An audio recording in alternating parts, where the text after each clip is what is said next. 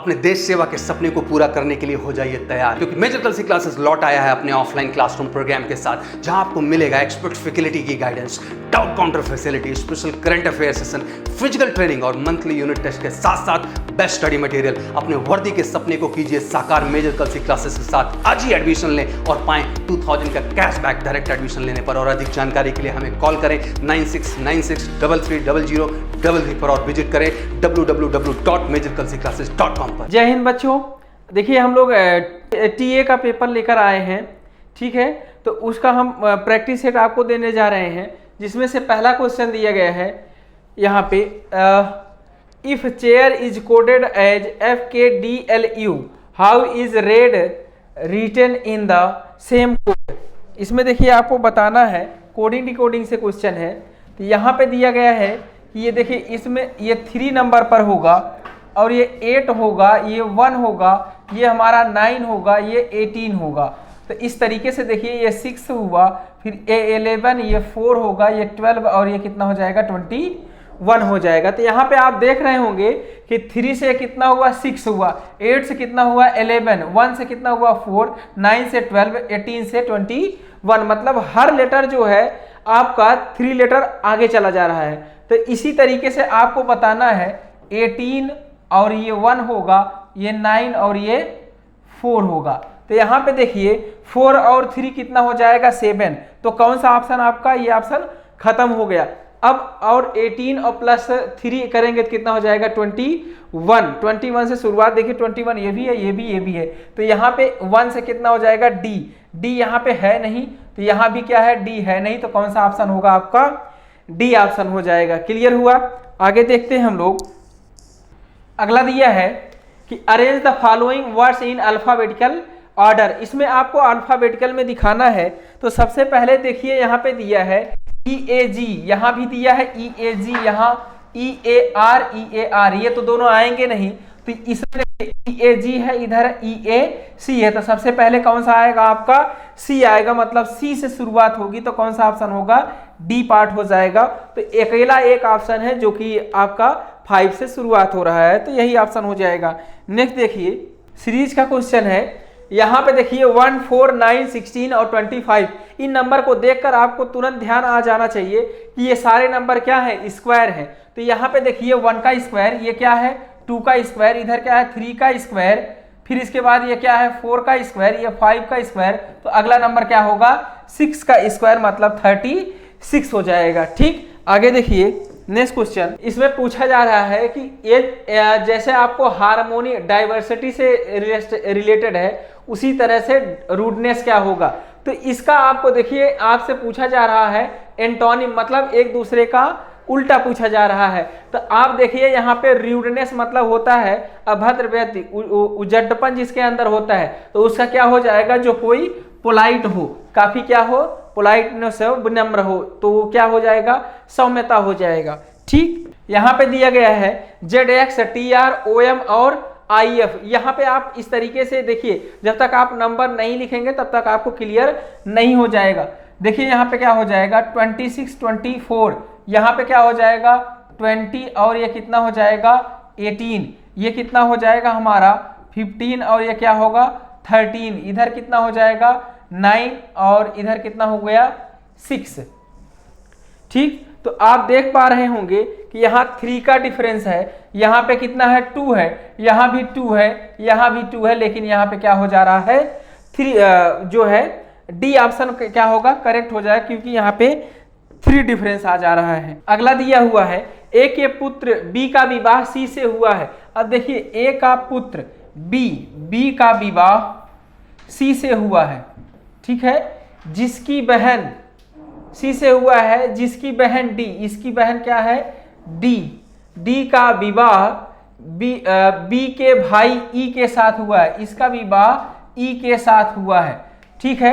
तो यहां से पूछा जा रहा है तो डी का ए से क्या संबंध होगा, तो डी का ए से क्या संबंध। अब देखिए ये इसका बी जो है ई का भाई है, तो जाहिर सी बात है ये क्या लगेंगी, पुत्र वधु लगेंगे। डी का संबंध पूछा जा रहा है ए से, तो क्या लगेंगी, पुत्र वधु हो जाएंगी। ठीक, यहाँ पे दिया गया है एक आदमी किसी स्थान से चलना शुरू करता है और उत्तर दिशा में 2 किलोमीटर। अब देखिए यहाँ पे अगर आपको दिया है केवल और केवल डायरेक्शन निकालना है तो आप क्या करेंगे, यहाँ पे डायरेक्ट मान लेंगे क्या है, ये उत्तर दिशा में जा रहा था। फिर यहाँ से बोला गया है उत्तर दिशा में जा रहा था, तो उसके बाद वह दाएं मुड़ता है, तो क्या हो गया आपका, दायां हो गया। फिर इसके बाद बोल रहा है कि और 3 किलोमीटर चलता है, उसके बाद वह बाएं मुड़ जाता है। ठीक है, तो फिर से क्या हुआ, बाएं मुड़ा, ठीक, बाएं मुड़ जाता है और 2 किलोमीटर चलता है। अब वह किस दिशा में चल रहा है, तो अब से आप पूछा जा रहा है किस दिशा में वो चल रहा है। देखिए दायां बायां एक दूसरे को क्या कर देंगे, कैंसिल कर देंगे, तो जो डायरेक्शन थी आपकी वही डायरेक्शन आपकी निकल कर आ जाएगी। तो कौन सी डायरेक्शन हो जाएगी, उत्तर दिशा हो जाएगी। ठीक, आगे दिया है कि 5 लड़के एक पंक्ति में बैठे हुए हैं, ए बी के दाएं हैं।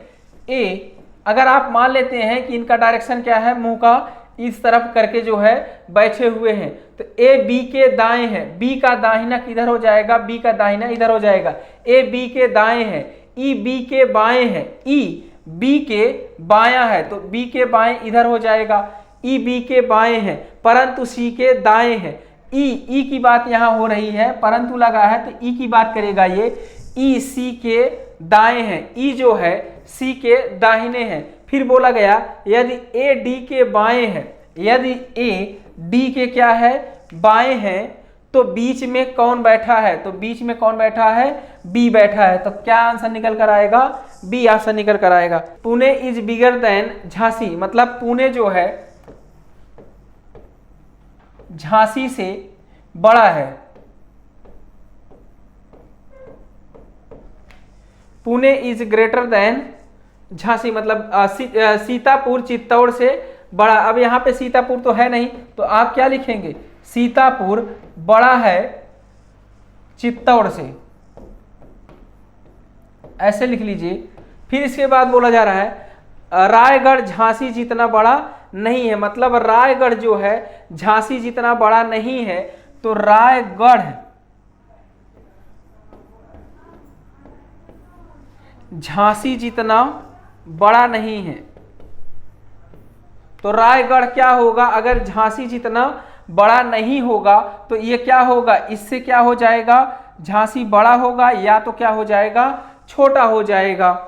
अब इसके जितना बड़ा नहीं है, किंतु सीतापुर से बड़ा है। अब देखिए किंतु लगा है तो क्या आ जाएगा, रायगढ़। रायगढ़ सीतापुर से बड़ा है, तो क्या आ जाएगा, सीतापुर से बड़ा हो जाएगा। ठीक है, और सीतापुर किससे बड़ा है, चित्तौड़ से।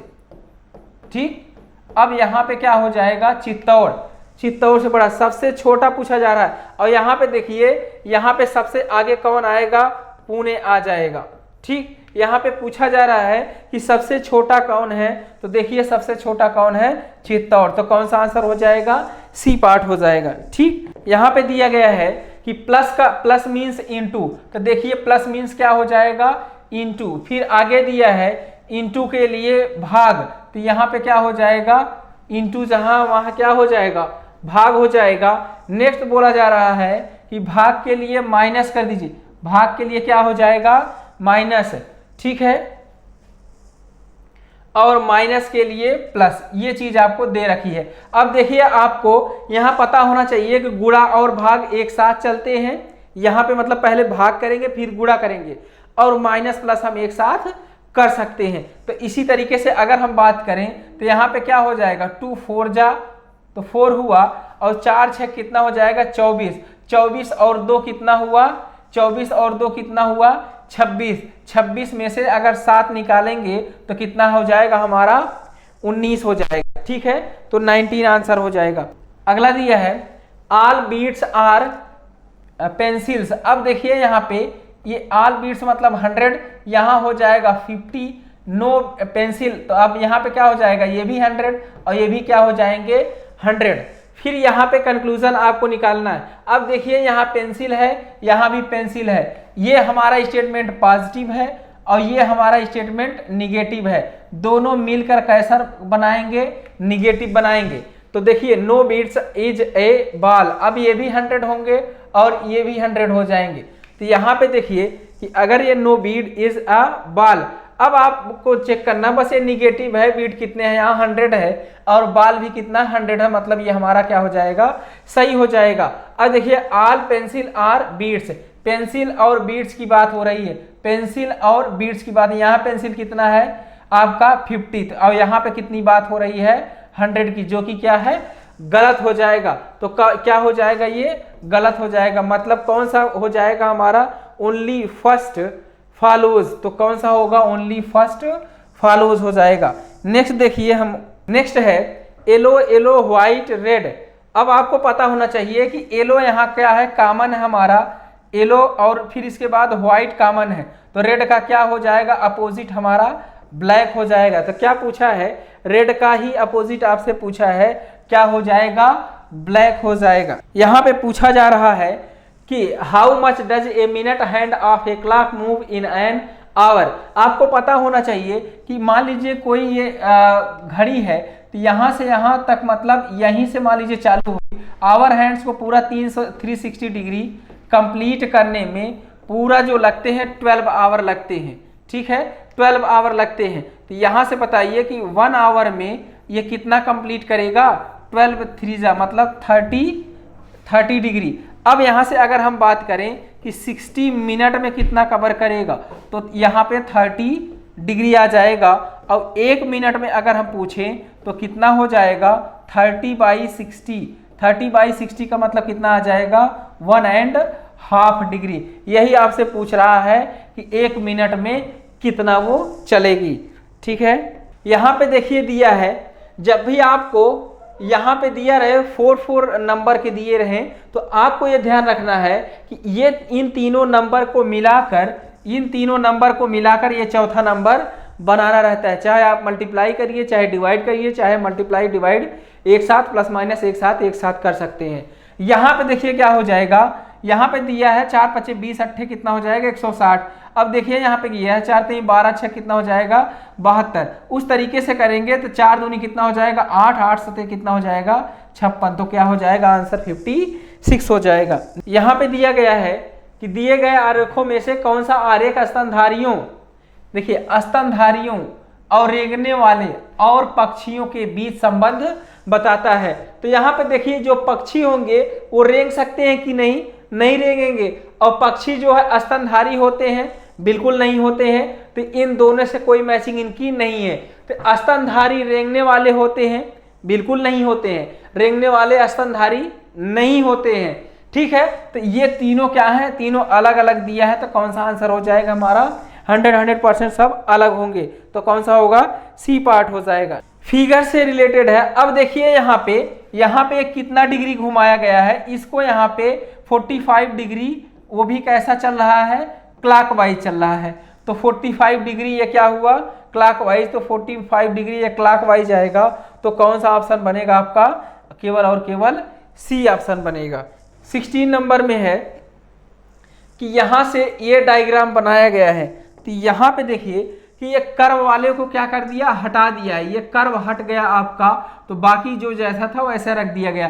तो यहाँ पे ये कर्व को हटा देंगे आप लोग, तो क्या बचेगा, यहाँ पे ये क्रॉस बचेगा। तो ऐसा ऑप्शन किस में है, सिर्फ और सिर्फ बी ऑप्शन में है, ठीक। 18 नंबर में देखिए यहाँ दिया गया है सब हर कोई को क्या किया गया है, किनारे से कट किया गया है, लेकिन एक ऑप्शन ऐसा है 19 नंबर में फिगर को कंप्लीट करना है। तो आप देखिए यहाँ पे ये चीज अपोजिट में दी हुई है, तो इस लाइन को पूरा किया जाएगा, तो इसका अपोजिट क्या बनेगा, इस साइड से बनेगा। तो इसका अपोजिट किस साइड से बनेगा, सिर्फ और सिर्फ सी ऑप्शन में इस टाइप से दिया हुआ है। यहाँ पे पेपर और कटिंग का क्वेश्चन है, पेपर और फोल्डिंग का क्वेश्चन है। यहाँ पे देखिए जिस तरीके से इसको मोड़ के यहाँ कट किया गया है, उसी तरीके से इसको आपको ओपन करना है। तो यहाँ पे जैसे ही आप ओपन करेंगे ऊपर की तरफ, इसका आप जो है वाटर इमेज बनाएंगे ऊपर, तो जस्ट इसके एक यहाँ बनेगा और इसका यहाँ कॉर्नर पे बन जाएगा। जब इसको खोलेंगे फिर से यहाँ एक कॉर्नर पे बनेगा और यहाँ कॉर्नर पे बनेगा, और इसका यहाँ बनेगा, इसका यहाँ बनेगा। कहने का मतलब इस टाइप से जो है डायग्राम बनेंगे। तो डायग्राम जो है यहाँ पे देखिए टेढ़ा हो गया है, तो ये ऑप्शन नहीं होगा, ये भी नहीं होगा, और ये तो एक तरफ ही बन रहा है, तो ये नहीं होगा। कौन सा ऑप्शन होगा आपका, केवल और केवल सी सी ऑप्शन होगा। ठीक है, इसमें पूछा गया है आपसे कि कौन से ऑप्शन में जो है दर्पण प्रतिबिंब होगा, तो आपको पता होना चाहिए कि यहाँ पे क्या होगा, ये दर्पण लगा होगा। तो देखिए यहाँ पे पास वाली चीज जो है पास बनती है, तो ये जो है ऐसे पलट जाएगी तो ये इस तरफ बनेगा, है ना। तो और ये चीज यू है तो यू ये बदलेगा नहीं, तो सिर्फ और सिर्फ कौन सा ऑप्शन है इस टाइप से। आगे देखिए 22 एम्बेडेड फिगर का है, इसमें आपसे पूछा जा रहा है कि ये आकृति किसमें छिपी हुई है। तो आप देखिए पहले में आप देखेंगे तो ये यहाँ से नुकीले भाग से निकाला गया, तो ये क्या हो जाएगा, गलत हो जाएगा, और इसमें आपसे कहीं से कहीं तक नहीं दिख रहा है। तो ये देखिए ये ऑप्शन में यहाँ से यहाँ तक जो है ये बीच से बिल्कुल कटा हुआ है, यहाँ पे ये बीच से आया ही नहीं, तो ये गलत हुआ, ये क्या हो गया हमारा सही हो गया। आगे दिया गया है, अब पूछा जा रहा है कि इस आकृति से इसमें कौन सी आकृति जो है बनाई जा सकती, जब इनको हम जो है इकट्ठा करेंगे तो कौन सी आकृति बनाई जाए। ऐसे क्वेश्चन में आपको क्या करना है, सबसे पहले इनको तोड़ के सबको अलग कर लेना है, तो डायरेक्ट आपको क्वेश्चन जो है पता चल जाएगा। जैसे ही हम बात करेंगे, यहाँ पे देखिए कितने फिगर है 1 2 3 4। अब यहाँ पे जब आप आएंगे तो यहाँ पे देखेंगे तो ये तो हो गया 1 2 3, अब यहाँ पे क्या हुआ 4 और 5, यहाँ 5 फिगर निकल रहे हैं। देखिए यहाँ पे 1 2 3 4 5, ये हमारा क्या हो जाएगा, गलत हो जाएगा। यहाँ पे 1 2 3 4, यहाँ पे निकल रहा है 4, लेकिन ये आकृति जो है आपकी यहाँ पे कटा हुआ भाग है, जबकि यहाँ पे कैसा आ रहा है, एक ये पूरा आपकी एक लाइनिंग आ रही है, कोई भी टेढ़ा नहीं है। अगला देखिए यहाँ पे दिया गया है, यहाँ पे 1 2 3 4 तो यहाँ आ रहा है, लेकिन ये चीज आपको क्या कर दिया है, उल्टी कर दिया है ना। तो यहाँ पे आपको 1 की तरह जो दिख रहा है वो मिल नहीं पाएगा, तो कौन सा ऑप्शन हो जाएगा, एक ही ऑप्शन बचा आपका, कौन सा, डी। और आप देख लीजिए इसमें साफ साफ आपको दिखाई दे रहा है, ये 1 की तरह दिख रहा है, ये भी है और ये ट्रायंगल है ऊपर की तरफ, और ये आपको बस इस तरीके से पलट देना है, ये ऑप्शन आपको मिल जाएगा। देखिए यहाँ पे नंबर ऑफ ट्रायंगल नहीं पूछा है, यहाँ पे क्या पूछा गया है, सरल रेखाएं पूछी गई हैं। ठीक है, क्या पूछा गया है, सरल रेखाएं पूछी गई है। तो आप बताइए, ये ध्यान देना है कि सरल रेखा पूछा गया है, तो सरल रेखा के लिए आपको ध्यान देना है h + i + v, ये फार्मूला अप्लाई करना है। h का मतलब क्या है, हॉरिजॉन्टल लाइन, और i का मतलब क्या है, इंक्लाइंड लाइन, v का मतलब है वर्टिकल लाइन। तो देखिए यहाँ पे हॉरिजॉन्टल लाइन कितनी है, 1 2 3 4 क्या हुई, हॉरिजॉन्टल लाइन। अब आपको काउंट करना है इंक्लाइन लाइन कितनी है। इंक्लाइन लाइन देखेंगे तो यहाँ पे कितनी है, 1, यहाँ 2, यहाँ 3, और फिर इधर 4 5 6, और ये कितना हुआ, 7 हुआ। तो 7 क्या हो जाएगा आपका, इंक्लाइन लाइन होगी।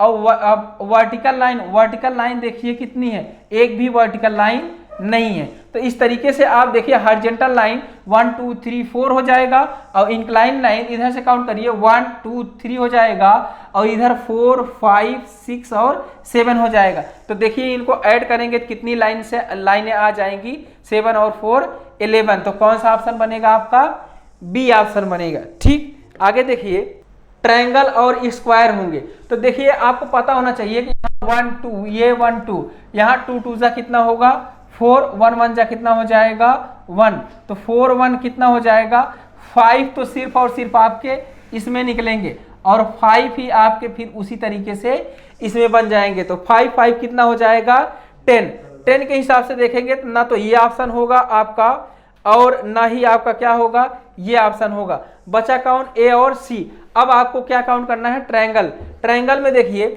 यहाँ पे सबसे पहले 1 2 3 4 5 6 7 8 2 जा कितना हुआ 16।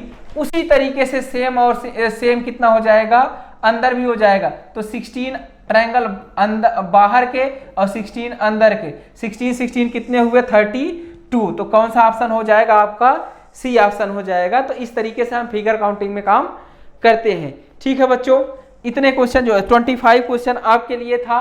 अब इसके आगे जो है हम अगला प्रैक्टिस सेट लेकर जल्द ही आपके सामने आएंगे।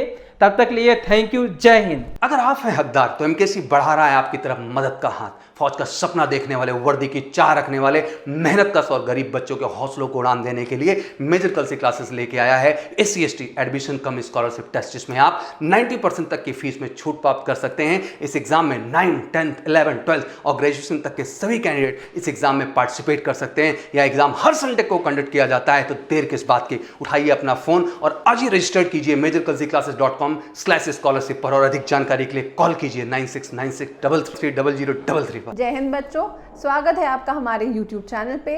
मेरा नाम है Pranjali Pandey, faculty of English from Major Kalsi classes. चलिए देखते हैं हमारा मॉडल पेपर। पहला क्वेश्चन है पैसेज। आप लोग पैसेज पहले पढ़ लें, पॉज करें और उसके बाद इसको पढ़ लीजिए।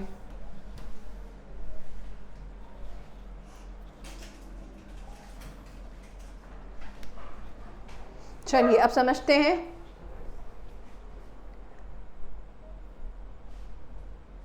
Analyze the contents of the passage and answer the following questions। पहले हम अपने पैसेज को एनालाइज करते हैं और फिर उसी के अकॉर्डिंग हम अपने क्वेश्चंस को आंसर भी करेंगे।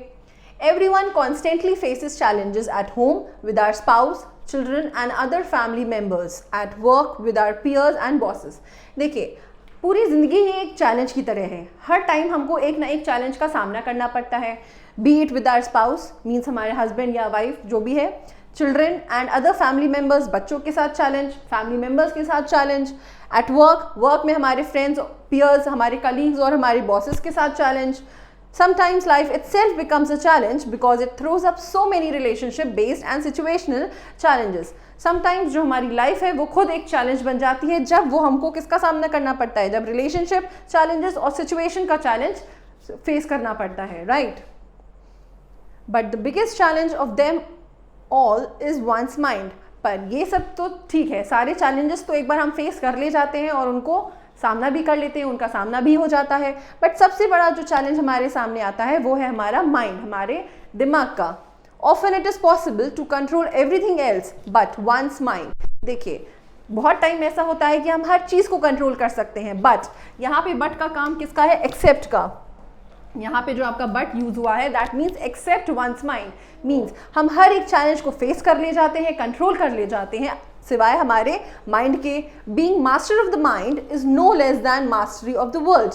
अगर आपने अपने दिमाग के ऊपर मास्टर पा लिया, काबू पा लिया, तो आप पूरे देश में या पूरे वर्ल्ड में काबू पा सकते हैं, right. The Bhagavad Gita says our mind is our best friend and our worst enemy. हमारा माइंड, हमारा ब्रेन, हमारा दिमाग ही हमारा क्या है, बेस्ट फ्रेंड भी है और एक दुश्मन भी है, एनिमी भी है। If we know how to manage our mind, we can manage our time, our relationships, our life, everything। अगर एक बार हमने अपने दिमाग पे काबू पा लिया, उसके बाद हम जान जाएंगे कि हम कैसे मैनेज कर सकते हैं अपना टाइम, अपना रिलेशनशिप्स, अपनी ज़िंदगी और सब कुछ।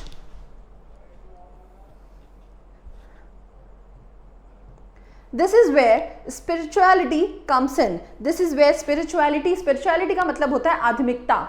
This is where it comes in। It is the path to a mentally delucted value-based life। It is a path to a mentally delucted means ये हमारे जो जब हम आध्यात्मिकता की तरफ बढ़ते हैं, राइट, तो हमारा जो दिमाग होता है मेंटली क्या हो जाता है, free from all unnecessary things. डिलक्टेड का मतलब होता है to get rid of unnecessary things. So mentally हम क्या हो जाते हैं, इन सब चीज़ों से दूर होने लगते हैं, जितनी भी अननेसेसरी अनवांटेड चीज़ें हैं उनको दूर करने लगते हैं और हमारी जो लाइफ होती है वो एक वैल्यू बेस्ड लाइफ हो जाती है, right. Spirituality teaches us to control our thoughts, emotions and desires। ये जो spirituality है वो हमको क्या सिखाती है, कैसे हम अपने दिमाग को कंट्रोल कर सकते हैं, थॉट्स को कंट्रोल में रख सकते हैं, हमारे इमोशंस और हमारे डिज़ायर्स को किसने कंट्रोल में रख सकते हैं। It is actually the science of managing once mind. So indirectly अगर देखा जाए तो स्पिरिचुअलिटी क्या है, एक तरीके का साइंस है जिससे हम अपने दिमाग को क्या कर सकते हैं, मैनेज कर सकते हैं, right. Once we start to have control over our actions, we may also find the law of attraction coming into play। So इतना आप काट दीजिएगा, this is repeated statement, no problem। Once we start to have control over our actions, we may also find the law of attraction coming into play. एक बार हम लोग अगर अपने actions पे कंट्रोल पा लेते हैं, राइट, सो वी फील, हमको दिख सकता है कि जो लॉ ऑफ अट्रैक्शन है वो भी क्या हो जाता है, एक हरकत में आ जाता है. It comes into play. Inexplicable events occur and we find things falling in place for us. Inexplicable मतलब you cannot imagine those events जिसको आप imagine भी नहीं कर सकते, वो आपके साथ occur होने लगते हैं. And we find things falling in place for us. और सारी चीज़ें आपको ऑर्डर में मिलने लगती हैं, राइट. ये जो डिस्टर्ब सिचुएशन होती है, एक बार अगर हमने हमारे एक्शंस पे कंट्रोल पा लिया, so these actions they come into a line. ये एक ऑर्डर पे आ जाते हैं. They seem to be coincidence. हमको लगता है कि ये कोइंसिडेंस है, right, but this is the law of interaction working for you. ये एक लॉ ऑफ अट्रैक्शन है जो हमारे लिए क्या कर रहा है, काम कर रहा है. ये एक आकर्षण का लॉ है जो हमारे लिए वर्क कर रहा है. You attract what you think. आप जो सोचते हैं वही आप अट्रैक्ट करते हैं, वही चीज़ आपके ऊपर आकर्षण होती है. When you think positive, you get positive results. देखिए, अगर आप पॉजिटिव सोचेंगे आपको पॉजिटिव रिजल्ट्स मिलेंगी, पॉजिटिव वाइब्स अट्रैक्ट होंगी. अगर आप नेगेटिव सोचेंगे तो नेगेटिव वाइब्स अट्रैक्ट होंगी. ठीक है, तो ये था हमारा passage. Let's move over to our questions.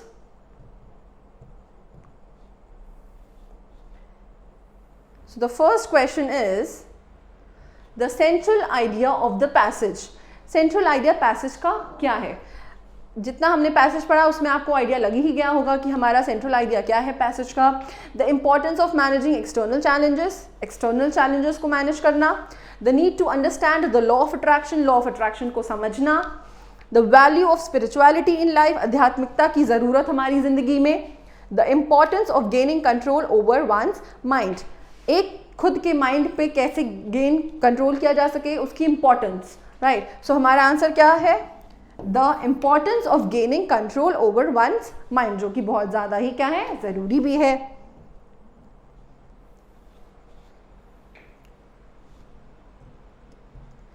It is possible to control everything else but one mind means. इस सेंटेंस का, ये जो इन्वर्टेड कॉमास में आपको सेंटेंस मिला है उसका मतलब क्या है. It is possible to control one's mind more than anything else means एक खुद के दिमाग पे काबू पाना पॉसिबल है किसी और चीज़ की कंपैरिजन में, बिल्कुल नहीं. It is possible to control everything else except one's mind, क्या सब कुछ काबू पाना आसान है एज कंपेयर टू एक के दिमाग में, एक खुद के माइंड का. ठीक है, यहाँ पे कंपैरिजन किसका हो रहा है कि आप कंट्रोल कर सकते हैं, हर चीज़ पॉसिबल है एक्सेप्ट किसके अलावा, एक खुद के माइंड के अलावा. वो चीज़ इतनी जल्दी नहीं की जा सकती है. You have to work on it, right. Everything else is achievable if one controls one's mind. Everything else is achievable means अगर आप एक वंस माइंड कंट्रोल कर लेता है, अगर कोई इंसान खुद के एक्शंस को, खुद के माइंड को कंट्रोल कर लेता है तो क्या सारी चीज़ें अचीवेबल हो जाती हैं. Next, everything else is useless unless one controls one mind. जब तक क्या हम अपने माइंड को कंट्रोल में नहीं लाते क्या बाकी चीज़ें यूजलेस हो जाती हैं, ऐसा बिल्कुल भी नहीं है. सो ये जो सेंटेंस है उसका मतलब क्या है, उसके मतलब के अकॉर्डिंग हमारा सेंटेंस बी आंसर बिल्कुल भी सही है. It is possible to control everything else except one's mind, right. So इस सेंटेंस का मतलब ये निकलता है कि सारी चीज़ें पॉसिबल हैं, कंट्रोल करना पॉसिबल है एक्सेप्ट किसके सिवाय, खुद के दिमाग के सिवाय, right. So second question B answer. Let's move over to the third question. The word decluttered in paragraph 3 means. इस वर्ड का मतलब क्या है. जैसे मैंने बताया था उस समय कि हम कैसे अननेसेसरी थिंग्स को अपने दिमाग से मेंटली क्या कर सकते हैं, रिमूव कर सकते हैं, गेट रिड हो सकते हैं उससे. सो टू अक्यूमुलेट अननेसेसरी थिंग्स को और अक्यूमुलेट करना, इकट्ठा करना. टू रिमूव अननेसेसरी थिंग्स, जितनी भी अननेसेसरी थिंग्स हैं उनको दूर करना. टू क्लैरिफाई थिंग्स को क्लैरिफाई करना. या फिर टू होर्ड थिंग्स, होर्ड का मतलब भी होता है स्टोर थिंग्स, तो बिल्कुल नहीं. डिक्लटर्ड का मतलब होता है अननेसेसरी थिंग्स है उनको क्या करना, रिमूव कर देना, right. What seems to be coincidence. Coincidence क्या है, कैसा दिखता है. Events happening all around us, events becoming inexplicable, events falling short of our expectations, या events happening according to our wishes. देखिए, जब हमने पढ़ा था पैराग्राफ में When we find things falling in place for us, they seem to be coincidence. जब चीज़ें according to our happenings या अकॉर्डिंग टू आवर डिजायर्स होने लगती हैं, that feels to be a coincidence. So same is with the question, what seems to be coincidence? जब events हमारे actions के according start होने लगते हैं, so that seems to be a coincidence. So fourth question is the answer. How does law of attraction work in life? Law of attraction हमारी life में कैसे काम करता है? वी स्टार्ट फीलिंग पॉजिटिव, हमको पॉजिटिव लगने लगता है. वी मेक इनएक्सप्लेसिबल थिंग्स हैपन, हम लोग अनवांटेड या अनएक्सपेक्टेड थिंग्स को करने लगते हैं. We attract the things we desire, we find things falling apart. देखिए लॉ ऑफ अट्रैक्शन क्या काम करता है कि जो चीज़ें हम डिजायर करते हैं वो चीज़ें हमारी ओर क्या होने लगती हैं? आकर्षित होने लगती हैं. So your correct answer will be 5C, right? Moving over to the next part. Then we have choose the word which best expresses nearly the same meaning of the given word. So हमको क्या ढूंढना है यहाँ पे? synonym ढूंढना है word का, right? So पहला word क्या है हमारा? पहला word है abjure. abjure का मतलब क्या होता है? abjure का मतलब होता है त्यागना. abjure का मतलब होता है त्यागना. So देखते हैं हमारे options की तरफ. renounce. renounce का मतलब ये होता है to give away, रिनाउंस कर देना, त्याग देना. स्ट्रॉन्ग मतलब ब्रेव. अनाउंस का मतलब अनाउंसमेंट होती है ना, अनाउंस. प्रेज का मतलब किसी की प्रशंसा करना. सो एब्जॉर का सिनोनिम क्या हो जाएगा? Renounce will be your correct answer. Next devout. Devout का मतलब क्या होता है? धार्मिक, राइट? धार्मिक. टैंगर, दिस इज नॉट टैंगर, the word here should be tame. Tame का मतलब होता है किसी को छेड़ना, राइट? मॉक करना. पायस. पायस का मतलब होता है धार्मिक. डिवोटी. डिसाइडेड. डिसाइडेड का मतलब होता है डिसाइड करना पहले से ही. डिमोलिशन का मतलब होता है तबाही. सो डिवाउट का सिनोनिम क्या हो जाएगा? पायस, जिसका मतलब होता है धार्मिक, right? So 6th answer will B A and 7 will be C. सेपिएंट. सेपिएंट का मतलब क्या होता है? सेपिएंट का मतलब होता है समवन हु इज इंटेलिजेंट, जो बुद्धिमान हो, right? So what will be your answer? Instigate. Instigate का मतलब होता है प्रवोक करना. वेस्टफुल, खराब, बर्बाद. वाइज. वाइज का मतलब भी क्या होता है? Intelligent, right? Foolish is the opposite antonym of sapient. So 8th one will be B, wise. बढ़ते हैं अपने अगले क्वेश्चन की तरफ. Then we have in each of the following questions one word is misspelled. Find the misspelled word. अब हमको यहाँ पे अपनी स्पेलिंग्स चेक करनी है कि कौन सा वर्ड हमारा मिसस्पेल्ड है, राइट? सबसे पहले देखते हैं एंटिसिपेट. बिल्कुल सही है. Nourished wrong. Delicate is correct. Trivial is correct. So correct word क्या हो जाएगा? नरिश. नरिश की स्पेलिंग बिल्कुल ही गलत है. What will be the correct spelling? NOURISHED. ये हमारा करेक्ट आंसर हो जाएगा, right? Then we have the next question. Alignment, supernatural, alignment, genuine. ये स्पेलिंग बिल्कुल भी गलत है. 10th A, right? अलाइनमेंट की स्पेलिंग क्या होगी? अलाइनमेंट की स्पेलिंग ALIGNMENT हो जाएगी. So 9th answer is C and 10th answer is A, right? Choose the word which best expresses the opposite meaning of the word. अब हमको यहाँ क्या करना है? हमको इस वर्ड्स के एंटोनिम ढूंढने हैं, राइट? ब्राउनी. ब्राउनी का मतलब क्या होता है? Brownie means someone who is strong, कोई ऐसा जो बहादुर हो. So strong will be the synonym. Swift का मतलब होता है तेज. लेमेंट का मतलब होता है विलाप करना. और ब्राउनी का ऑपोजिट क्या हो जाएगा? Weak. Weak will be your answer. 11th B. Next negligent. Negligent का मतलब क्या होता है? असावधानी बरतना, कोई ऐसा इंसान जो अवॉइड करता हो चीज़ें, नेग्लेक्ट करता हो, राइट? सो इसका ऑपोजिट क्या हो जाएगा? फेडिंग. फेडिंग का मतलब होता है कोई चीज़ जो डिटोरिएट होती जाए. जेनिथ मतलब शिखर. डल मतलब ग्लूमी या डार्क. सो ऑप्शन क्या है हमारा? Pen taking. पेन टेकिंग का मतलब होता है कोई ऐसा इंसान जो अलर्ट रहता हो, मेहनत करता हो, राइट? सो नेग्लिजेंट का ऑपोजिट क्या हो जाएगा? Pain taking. और ब्राउनी का ऑपोजिट क्या हो जाएगा? Someone who is weak. Next हमारा वर्ड है क्विवर. क्विवर का मतलब क्या होता है? कांपना, शेक करना, राइट? तो हमारे ऑप्शंस क्या है? यहाँ पे ट्रेम्बल होगा. ट्रेम्बल. ट्रेम्बल मतलब भी होता है शेक, तो ये क्विवर का क्या हो जाएगा? सिनोनिम हो जाएगा. स्टेडी. स्टेडी का मतलब होता है एक जगह स्थिर रहना. हेजिटेशन. हेजिटेशन का मतलब होता है हिचकिचाना. ग्लूमी. ग्लूमी का मतलब होता है डल या फिर डार्क. सो हमारा क्विवर का ऑपोजिट क्या हो जाएगा? Antonym will be steady. और ट्रेम्बल इसका क्या हो जाएगा? ट्रेम्बल क्विवर का सिनोनिम हो जाएगा, right? fill in the blanks with the most appropriate words from the given questions. ये blank में हमको एक appropriate word को fill करना है. चलिए पढ़ते हैं अपना question. शिवाय dash classical music. He always prefer Lata Mangeshkar to Bhimsen Joshi. तो शिवाय यहाँ पे किसकी बात हो रही है? पसंद की बात हो रही है, राइट. सो अगर वो प्रेफर कर रहा है इन दोनों में से किसी एक को, और ये दोनों ही क्या हैं? They are singers, right. So Shivay यहाँ पे हो सकता है कुछ लव की बात हो रही है, या फॉन्ड ऑफ, या पसंद की बात हो रही है. देखते हैं अपने क्वेश्चन की तरफ. Adores, cares, apprehends, cultivates. देखिए केयर्स हो नहीं सकता, कल्टिवेट्स भी नहीं. एप्रीहेंड का मतलब क्या होता है? एप्रीहेंस का मतलब होता है आशंका, राइट. तो यहाँ आशंका की बात नहीं हो रही है. So answer will be adores. Adores का मतलब क्या होता है? लव या फिर fond of. So Shivay adores classical music, right.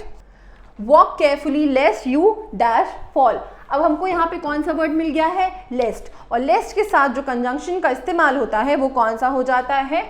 Should. So what will be the correct answer? Walk carefully lest you should fall, right. A dash learning is a dangerous thing. क्या हो सकता है? Few, fake, little या फिर big. देखिए a few learning बिल्कुल भी नहीं. few मतलब किसी few things या कुछ ऐसे की बात हो रही है. fake learning is a dangerous thing, गलत. little learning या फिर big learning. big learning is also wrong. What will be the answer? A little learning, थोड़ा बहुत learning is a dangerous thing. देखिए a little का मतलब होता है थोड़ा. अगर यहाँ पे little learning होता that is also wrong, क्योंकि little का मतलब होता है बिल्कुल negligible में, right? So what will be the answer? A little learning is a dangerous thing. Find out which part of the sentence has an error. He had lost a ring in the sand and I helped him search for it, but it was like a look for a needle in the haystack. देखिए कौन से part of error है इसमें? ए part में. He had lost a ring in the sand and ये बिल्कुल ही सही है. I helped him search for it, B में भी कोई एरर नहीं है. But it was like a look for a needle in the haystack. देखिए यहाँ पे जो like वर्ड है जनरली उसके बाद या तो हम इन्फिनेटिव का इस्तेमाल करते हैं या फिर जिरंड का इस्तेमाल करते हैं, और यहाँ पे क्या आया है? A look. सो ये क्या हो जाएगा? ये गलत हो जाएगा. इसकी जगह आप क्या लिख सकते हैं? Like looking for. लुकिंग यहाँ पे मतलब किसका दे रहा है? सर्चिंग. यहाँ पे जो लुकिंग वर्ड का मतलब होना चाहिए वो सर्चिंग के सेंस में आना चाहिए. Like looking for a needle in the haystack, right. So 17th what will be the answer? 17th C में एरर है. Dr. Sinha was not only sympathetic to the rich patients but also to the poor ones. देखते हैं. Dr. Sinha was not only sympathetic to the rich patients. यहाँ पे हमने देखा है but also के बाद हम किसका इस्तेमाल कर रहे हैं? To the poor ones. और not only के बाद हमारे पास क्या है? एक verb का इस्तेमाल हुआ है. So हम लोग not only किसके बाद इस्तेमाल करेंगे? not only का इस्तेमाल यहाँ पे sympathetic के बाद हो जाएगा, ना कि उससे पहले. तो यहाँ से not only गलत होगा. Dr. Sinha was sympathetic not only to the rich patients but also to the poor ones. देखिए but also के बाद अगर हमारे पास adverb है तो not only के बाद, तो फिर नॉट ओनली के बाद भी एडवर्ब होना चाहिए. अगर यहाँ पे इसके बाद वर्ब है तो उसके बाद भी वर्ब होना चाहिए. अगर यहाँ पे बट ऑल्सो के बाद एडजेक्टिव है तो नॉट ओनली के बाद भी इमीडिएटली क्या होना चाहिए? एक एडजेक्टिव का इस्तेमाल होना चाहिए, right. Choose the best expression amongst multiple choice for a given idiom और अ फ्रेज. दो हमारा वर्ड क्या है? Devil's advocate. डेविल्स एडवोकेट का मतलब क्या हो जाता है? Very argumentative person, to advocate like a devil, a dangerous person, या फिर treating in unpleasant situation. So what will be the answer? Devil's advocate का मतलब होता है कोई ऐसा इंसान जो बहुत ज़्यादा क्या करता हो? आर्ग्यू करता हो, बहुत ही ज़्यादा argumentative question. To fish in troubled waters. देखिए आप ट्रबल्ड वाटर्स में भी क्या कर रहे हैं? फिश कर रहे हैं. तो मतलब कुछ अगर इसी वर्ड से, इसी सेंटेंस से हम अपना मीनिंग ढूंढने की कोशिश करें, so it can be to borrow money, बिल्कुल नहीं.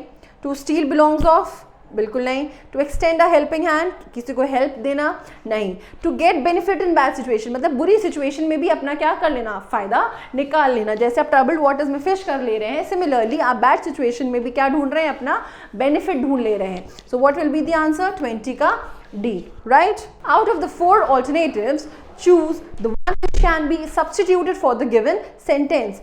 So a sort of one word substitution. यहाँ पे हमको इस सेंटेंस का एक वर्ड ढूंढना है, right. A storehouse for threshed grain. Grains का एक store house. What can be the answer? Granary, house, infirmary या फिर मिंट। हाउस होगा नहीं, infirmary is a place where ill are treated, जहाँ पे जो बीमार लोग हैं उनको ट्रीटमेंट दी जाती है, छोटी मोहर। मिंट, मिंट क्या होता है, जहाँ पे कॉइन्स मिंट किए जाते हैं। So what will be the answer, granary, house for threshed grain, right. 21 का A, one who runs away from justice, तो क्या हो सकता है, फैटलिस्ट, हेनपेक, फ्यूजिटिव या फिर इंट्रोवर्ट। देखिए फैटलिस्ट का मतलब होता है भाग्यवादी, जिसका भाग्य अच्छा हो। हेनपेक कौन होता है, one who is controlled by a women, जो वुमेन के कंट्रोल में हो। फ्यूजिटिव या फिर इंट्रोवर्ट, इंट्रोवर्ट वो होता है जो अपने इमोशंस या अपने फीलिंग्स को एक्सप्रेस अच्छे से नहीं कर पाता है। So what will be the answer, one who runs away from justice, fugitive, right.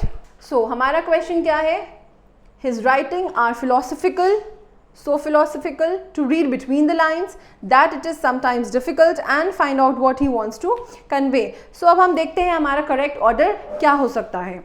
First we can have P, his writings are so philosophical that, भाई यहाँ पे so का इस्तेमाल है तो so कैसा, that, P के बाद क्या आना चाहिए, R आना चाहिए। that it is sometimes difficult to read between the lines या फिर and find, no, that is sometimes it is difficult to read between the lines and find out what he wants to convey. So what will be the correct form, P, R, Q and S, और वो कहाँ है हमारा B part, right. So what will be the correct arrangement, his writing are so philosophical, उसका जो लेख है या जो वो लिखता है वो इतनी ज़्यादा philosophical है कि इट इज़ समटाइम्स कि कभी कभी ये मुश्किल हो जाता है to read between the lines, उस लाइन्स के बीच का मतलब निकालना, and find out what he wants to convey, और समझ पाना कि वो क्या कन्वे करना चाहता है, right. So 24 is B answer.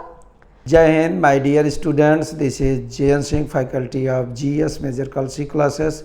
बेटा हम लोग बहुत ही महत्वपूर्ण प्रश्नों की चर्चा करने जा रहे हैं जो कि आप एग्ज़ाम में बहुत ज़रूरी है कि पूछे जा सकते हैं, अतः इसको हम सभी लोग बहुत ध्यान से देखेंगे। जैसे आप देखिए हड़प्पा की सभ्यता निम्नलिखित से संबंधित है, या Harappan civilization was related to, तो यहाँ पर 4 ऑप्शन दिया गया, किससे संबंधित बेटा, कांस्य युग से, अर्थात ब्रॉन्ज एज से रिलेटेड है।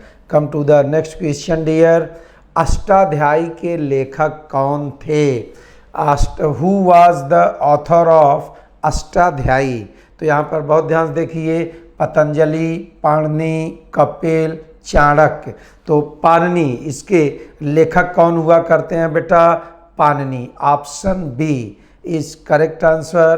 Come to the next, Sarnath में बुद्ध का प्रथम प्रवचन कहलाता है, या in Sarnath the first sermon of Lord Buddha is called, इसका देखिए 4 ऑप्शन, महाविनिष्क्रमण, महापरिनिर्वाण, महामस्तकाभिषेक, नहीं, तो इसका करेक्ट आंसर बेटा क्या होगा, धर्म चक्र प्रवर्तन, अर्थात ऑप्शन डी धर्म चक्र प्रवर्तन इसका करेक्ट आंसर हुआ करता है, जो कि इन्होंने अपना पहला इन्होंने प्रवचन या जिसको आप कहेंगे कि उपदेश जो कि सारनाथ में दिया था।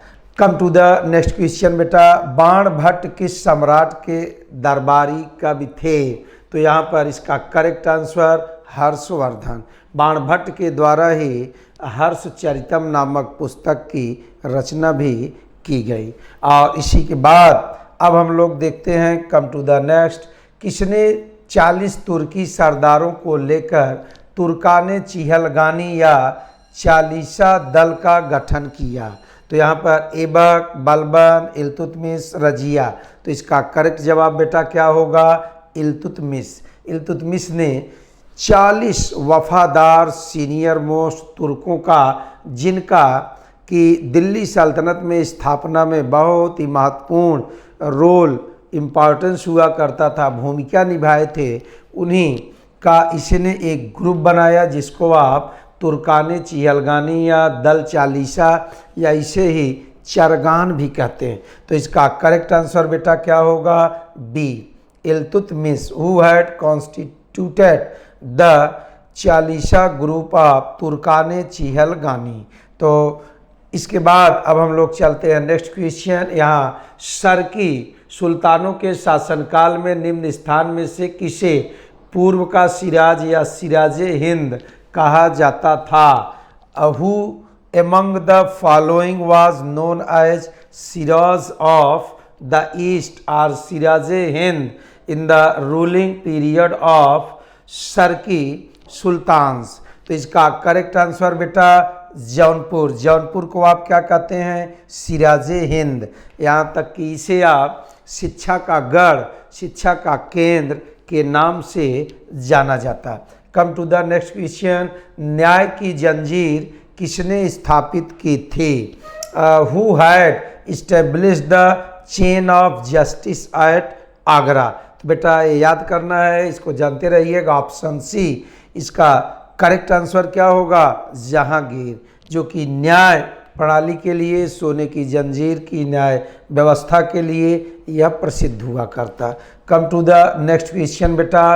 अब आप देखिए संविधान सभा के अस्थायी अध्यक्ष कौन थे? Who was the impermanent chairman of the constituent assembly? तो इसका करेक्ट जवाब बेटा क्या है? Option C doctor Sachchidananda Sinha. जबकि B R Ambedkar drafting committee या प्रारूप समिति के अध्यक्ष हुआ करते थे और डॉक्टर राजेंद्र प्रसाद आप परमानेंट हुआ करते थे, अर्थात स्थायी अध्यक्ष। तो प्रश्न के अनुसार करेक्ट आंसर क्या है बेटा? Sachchidanand, option C. Come to the next dear. अब आप देखिए जैसे संविधान सभा के स्थायी अध्यक्ष कौन थे? देखिए यहाँ वही प्रश्न आगे आकर के आपसे मिलता है कि permanent, who was the permanent chairman of the constituent assembly? तो आपका करेक्ट जवाब क्या होगा? Doctor Rajendra Prasad. Come to the next question. जैसे 11 दिसंबर 1946 को किसे संविधान सभा का स्थायी अध्यक्ष चुना गया? Who was elected as the permanent chairman of Constituent Assembly on 11 December 1946 AD? तो यहाँ पर बहुत गौर से आप जान लीजिए कि डॉक्टर राजेंद्र प्रसाद को स्थायी अध्यक्ष के रूप में 11 दिसंबर 1946 को चुना गया। जबकि अभी जैसे कि हम लोग पहले देखे तो पहली बैठक कब हुई संविधान सभा की? 9 दिसंबर 1946, जिसमें डॉक्टर सच्चिदानंद सिन्हा को अस्थायी अध्यक्ष निर्वाचित किया गया। तो प्रश्न के अनुसार बेटा करेक्ट ऑप्शन क्या होगा? Option B. Come to the next dear. अब आप देखिए क्वेश्चन नंबर 11। संविधान सभा के संवैधानिक सलाहकार कौन थे? यहाँ who was the legal adviser of constituent assembly? तो इसका करेक्ट जवाब बेनेगल नरसिंह राव, ऑप्शन डी बेनेगल नरसिंह राव। इन्हें आप शॉर्ट में संक्षिप्त में BN राव कहते हैं। तो इनका फुल फॉर्म भी, पूरा नाम भी आप जानते रहिएगा। ये भविष्य का बहुत अच्छा प्रश्न भी है बेटा। और अब इसी के बाद हम लोग चलते हैं नेक्स्ट। भारतीय संविधान में मौलिक कर्तव्य का विचार लिया गया है। The concept of fundamental right in the Indian constitution has been derived from, कहाँ से लिया गया? तो अब इसमें आप देखिए अमेरिकी संविधान, यहाँ से तो मौलिक कर्तव्य लिया, मौलिक अधिकार लिया गया है। ब्रिटेन से रूल ऑफ लॉ लिया गया। रूस के संविधान से, कहाँ से बेटा? रूस। इसका मतलब कि इसको लिया गया रशियन कॉन्स्टिट्यूशन से। ऑप्शन सी इसका करेक्ट जवाब क्या होगा? ऑप्शन सी रूस के संविधान से। नेक्स्ट, भारतीय संविधान में शामिल नीति निर्देशक सिद्धांत किसके संविधान से प्रेरित है? The provision of directive principle of state policy in the Indian constitution is the influence of. तो ये बेटा कहाँ से लिया गया है नीति निर्देशक तत्व? यह आयरलैंड के संविधान से लिया गया है। कहाँ से? Ireland. Option D. Come to the next, मौलिक अधिकार संविधान के किस भाग में वर्णित है? मौलिक अधिकार, it means in which part of the Indian constitution the fundamental right are mentioned. तो इसका करेक्ट जवाब है भाग 3। तो ये भाग भी आपको बेटा याद करना होगा, जैसे भाग 3 में फंडामेंटल राइट है, इसके बाद डीपी जैसे मौलिक नीति निर्देशक तत्व की आप बात करते हैं तो वह चतुर्थ भाग में है, और मूल कर्तव्य की बात करते हैं 4A में लिखा गया। इसको आपको याद करना चाहिए। ये अच्छे प्रश्न है, डीप प्रश्न है, आपके यहाँ बहुत चांस आएंगे।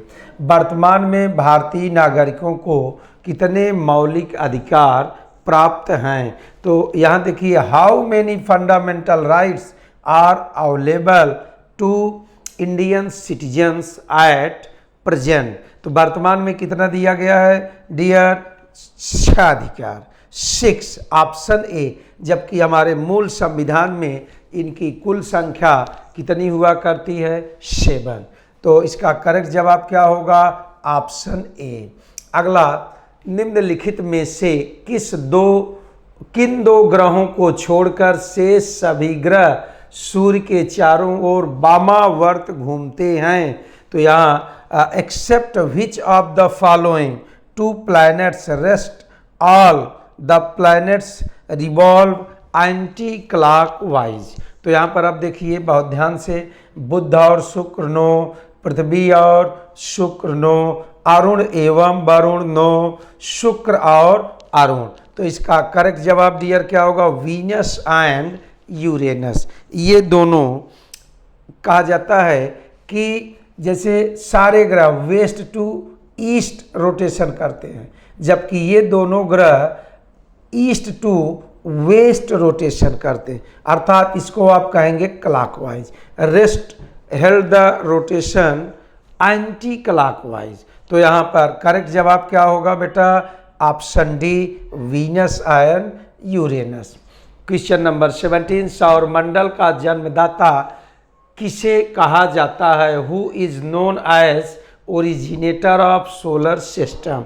तो यहाँ पर बेटा करेक्ट जवाब आपका जैसे सूर्य, ऑप्शन ए। ऑप्शन ए अर्थात सूर्य को सौरमंडल का जनक माना जाता है, सौरमंडल का मुखिया माना जाता है, ओरिजिनेटर माना जाता है, इसीलिए आप इसका नाम सोलर सिस्टम देते हैं या solar family.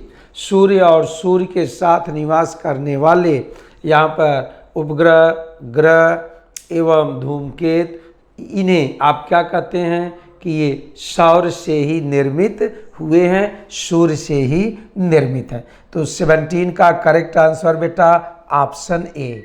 Come to the next, सूर्य के संगठन में सहायक गैस है या the constituent gases in the structure of the sun are. तो अब आप इसको बहुत अच्छे ढंग से याद किए होंगे कि सूर्य के केंद्र में हाइड्रोजन और हीलियम गैस की अधिकता प्राप्त होती, अर्थात यहाँ सूर्य के केंद्र में 71% हाइड्रोजन, 26.5% हीलियम की प्राप्ति होती। हाइड्रोजन और हीलियम के नाभिकों के आपस में संयुक्त होने से सूर्य में अपार ऊर्जा, उष्मा, प्रकाश की प्राप्ति होती। तो बेटा इसका करेक्ट आंसर क्या है? Option D. Come to the next, अब हम लोग देखते हैं क्वेश्चन नंबर 19।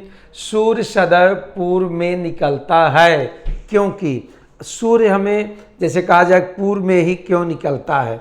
क्योंकि पृथ्वी पश्चिम से पूर्व की ओर घूमती है। ऑप्शन बी, पृथ्वी पूर्व से पश्चिम की ओर घूमती, नो, या पूर्व में स्थित है, नो, इनमें से कोई नहीं। तो यहाँ पर आप ये देखिए कि पृथ्वी पश्चिम से पूर्व घूमती है। यही रीजन है कि सूर्योदय किधर होता है? पूरब में। और अगर कोई भी ग्रह पश्चिम से पूर्व घूमता तो वहाँ पर किधर उदय होता बेटा?